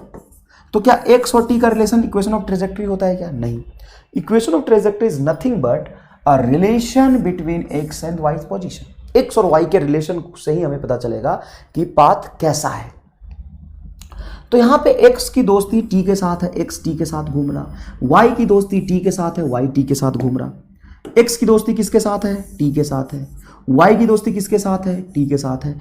x का रिलेशन t के साथ, y का रिलेशन t के साथ,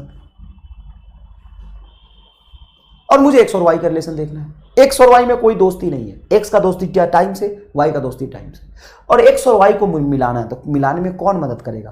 टाइम, क्योंकि टाइम का संबंध x के साथ भी है और y के साथ भी। कैसे मिलाओगे? बहुत आसान है, t बराबर 2/x लिख लो। हाँ सर बहुत बढ़िया, t को 2/x लिख लो। तो t को जैसे 2/x लिखो, देखो ना, t बराबर 2/x, सॉरी t बराबर x/2, t बराबर x/2, तो यहां पे रख दो। तो y बराबर हो जाएगा 4x/2 का होल स्क्वायर, ये नीचे 4 से 4 कैंसिल होगा, y बराबर x स्क्वायर। देखो x और y का रिलेशन आ गया तुरंत से। पाथ कैसा होगा? पैराबोलिक। समझ आया कि नहीं आया? पाथ कैसा होगा? पैराबोलिक।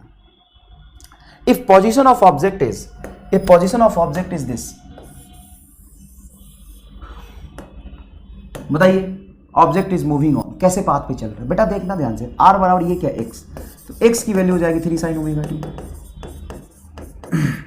और यहाँ पे y की वैल्यू हो जाएगी 3 cos ओमेगा t। अब यहाँ से हमें x का रिलेशन टाइम के साथ पता है, y का रिलेशन टाइम के साथ पता है, तो इनको मिलाने में मदद कौन करेगा? टाइम। कैसे करेगा? क्या मैं यहाँ पे टाइम की वैल्यू निकाल के इसमें रख दूँ? बहुत लेंदी होगा क्योंकि साइन के अंदर टाइम है। अरे भाई ये x है ये y है, तो सर कैसे मिलाए इन दोनों? बताओ कुछ तरीका कैसे मिलाया जाए। फिर काम करते हैं, इन दोनों को डिवाइड कर देते हैं। सर डिवाइड करने से साइन कॉस थोड़ी ना कटेगा, तो टाइम रह ही जाएगा। एक काम करते हैं, x की इक्वेशन का स्क्वायर करते हैं, दूसरी इक्वेशन का स्क्वायर करते हैं, उनको ऐड कर देते हैं। तो इसका स्क्वायर करेंगे तो x स्क्वायर, लेफ्ट साइड में y स्क्वायर ऐड हो जाएगा। इधर 3 sine square omega T, 3 cos square omega T, तो 3 का स्क्वायर कॉमन आ जाएगा।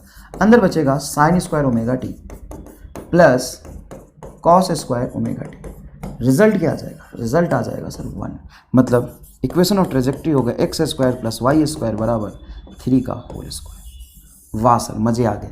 सर ये सर्कल का इक्वेशन है, तो पाथ कैसा है? सर्कुलर पाथ है। ऑब्जेक्ट किस तरह के पाथ पे चल रहा है? Circular path. वहाँ पे और डिटेल में बात करेंगे। मैंने आपको सर्कल का ग्राफ पढ़ाया तो उसमें इक्वेशन ऑफ सर्कल समझाया था, है ना। X square plus Y square बराबर 3 स्क्वायर। असल में आपने बोला था, हाँ सर फील आ गया, किस चीज़ का? डिस्टेंस फार्मूला ही असल में इक्वेशन ऑफ सर्कल होता है। याद कराऊँ? डिस्टेंस फार्मूला क्या लिखते हो? रूट अंडर डेल्टा एक्स का whole square plus delta Y का होल स्क्वायर। अगर यहाँ पे इनिशियल पोजीशन में ओरिजिन मान लो तो X square plus Y square, और ये डिस्टेंस रूट इधर आएगा तो स्क्वायर। अब डिस्टेंस को कॉमन रखते अगर पॉइंट में बहुत सारा घुमा दूँ तो रेड सर्कल बन जाएगा। डिस्टेंस को कॉमन रख के पॉइंट घुमा दूँ तो सर्कल बन जाएगा। हाँ, तो ये रेडियस हो गया डिस्टेंस आर स्क्वायर बराबर X square plus Y square. मैंने ये कराया था। चलिए ये बताइए, इक्वेशन ऑफ ऑब्जेक्ट ये है, तो पाथ कैसा होगा? पाथ विल बी पाथ कैसा होगा? तो देखिए ध्यान से, ये आपका x है, x गिवन है 4 sine omega T, yes sir, x given है 4 sine omega T, y given है 3 कॉस ओमेगा टी। अब इसका अगर तुम होल स्क्वायर करके ऐड करोगे तो सॉल्व नहीं होगा। क्यों नहीं होगा सर? होल स्क्वायर करके ऐड करने से, होल स्क्वायर करके ऐड करोगे तो बेटा आप जब ऐड करोगे तो इधर हो जाएगा 4 और उधर होगा 3, कॉमन नहीं निकलेगा। तो एक तरीका है, 4 को नीचे ले जाओ तो x/4 साइन ओमेगा टी, और ये बनेगा बेटा y/3 कॉस ओमेगा टी। अब इस दोनों इक्वेशन को, एक को 2 को स्क्वायर करके ऐड करो तो ये बनेगा एक्स स्क्वायर बाई 16, या सिंपल बोल दो एक्स स्क्वायर बटा 4 का whole square plus Y square बटा 3 का whole square is equal to. ये किसका इक्वेशन है? देखो बेटा सिंपल सी बात है कि अगर x और y के नीचे रेडियस अलग अलग आ जाए तो ये इलिप्स बन जाता है। ऐसा बनेगा पाथ। मैं पाथ बना के दिखा दूँ। x के लॉन्ग रेडियस 4 है, ऐसा बनेगा। देखो x के लॉन्ग रेडियस आपका आएगा 4 यहाँ पे, और y के लॉन्ग आएगा रेडियस 3, और यही दोनों सेम हो जाता, तो हम 4 का होल स्क्वायर और 4 का होल स्क्वायर कॉमन निकाल के यहाँ लिख देते, और जब दोनों सेम हो जाता तो ये सर्कल बन जाता। तो पाथ कैसा होगा? Elliptical path. पाथ कैसा होगा बेटा? इलिप्टिकल। नेक्स्ट क्वेश्चन, ये आप खुद सॉल्व करें, ये आपका होमवर्क है और आप आंसर बताएं। होमवर्क देता हूँ ना, एक छोटा छोटा होमवर्क है ना, और बहुत आराम से सॉल्व करना बेटा, गलती मत करना, और नेक्स्ट लेक्चर में मैं बता दूंगा, चिंता करने की जरूरत नहीं है। नेक्स्ट इज AIEEE 2010 का सवाल है। 2010 का सवाल है। वेलोसिटी दे दिया, अभी तक पोजीशन दिया होता था, वेलोसिटी दे दिया 2i cap plus xj cap, और आपसे पूछा है इक्वेशन ऑफ ट्रेजेक्ट्री बताइए। ये पोजीशन नहीं दिया हुआ है, पोजीशन देता तो निकालना आसान था। ये वेलोसिटी दे दिया, तो सर ये x एक्सिस का वेलोसिटी होगा। हाँ, x एक्सिस की वेलोसिटी आ गया 2, और सर ये y एक्सिस का वेलोसिटी होगा। सर ये कैसे हो सकता है? y की वेलोसिटी में x लिख दिया आपने, एक सवाल बना दिया तो बना दिया। y की वेलोसिटी x के पोजीशन पे डिपेंड कर रहा है, वैसा सवाल बना दिया। अब क्या करेंगे सर? हमें तो x और y का रिलेशन चाहिए। यहाँ पे x तो दिख रहा, y कहीं दिख ही नहीं रहा, तो मैं vx को लिखूंगा dx/dt इज इक्वल टू 2। तो dx बराबर आ जाएगा 2 इंटू dt। इंटीग्रेशन कर दूंगा दोनों तरफ, तो dx का इंटीग्रेशन x, 2 बाहर, dt का इंटीग्रेशन t, तो x बराबर 2t। और vy को लिखूंगा मैं dy/dt, rate of change in velocity along y axis, sorry rate of change in position along y axis with respect to time t is velocity along y is equal to x। तो dy को लिखूंगा x into dt। अभी integrable नहीं है। क्यों नहीं है integrable? क्योंकि x, t और y तीनों आ गए, x का इंटीग्रेशन टाइम के साथ नहीं हो सकता। तो सर अब कैसे करें? x की वैल्यू को यहाँ पे रख दो, सर 2t आएगा, रख दो, तो ये बनेगा dy is equal to 2t into dt। अब यहाँ इंटीग्रेशन कर दो, तो dy का इंटीग्रेशन हो जाएगा y, यहाँ पे 2 बाहर, टी इंटू डी टी का इंटीग्रेशन हो जाएगा टी स्क्वायर बाई 2, तो 2 से 2 कटेगा, y बराबर आ गया टी स्क्वायर। अब तुम यहाँ पे साफ साफ देख सकते हो x बराबर 2t एंड y बराबर टी स्क्वायर। असल में x और y का रिलेशन इक्वेशन ऑफ ट्रेजेक्ट्री बताता है। तो अब क्या करेंगे सर, आप यहाँ से t को लिख लो x/2, तो t को लिख लो x/2, तो y is equal to T के जगह पर रखोगे x/2 का होल स्क्वायर, तो यह आ जाएगा x² 4। ये पूरा मजदूरी है, नहीं करना है सर, कराया क्यों? बेसिक छे बेसिक छे बेसिक छे बेसिक छे बेसिक बेसिक तो करा ना, बेसिक से करा दिया। कोई बात नहीं बेटा, ऐसे मजाक कर रहा हूं। तो सर कैसे करेंगे? दो ही लाइन में आंसर लिख दूंगा। सुनो, x की वेलोसिटी 2i है, हाँ, तो vx को क्या लिख सकते हैं, dx/dt लिखो इसको, dx/dt इज इक्वल टू 2 आ गया, ठीक है? हाँ सर ठीक है। अब बताओ y की वेलोसिटी क्या है सर, x, मतलब dy/dt x है, हाँ। तो असल में अभी तक तुमने जितने भी सवाल सॉल्व किए, तुम्हारा अल्टीमेट गोल क्या था कि सर टाइम को हटाना।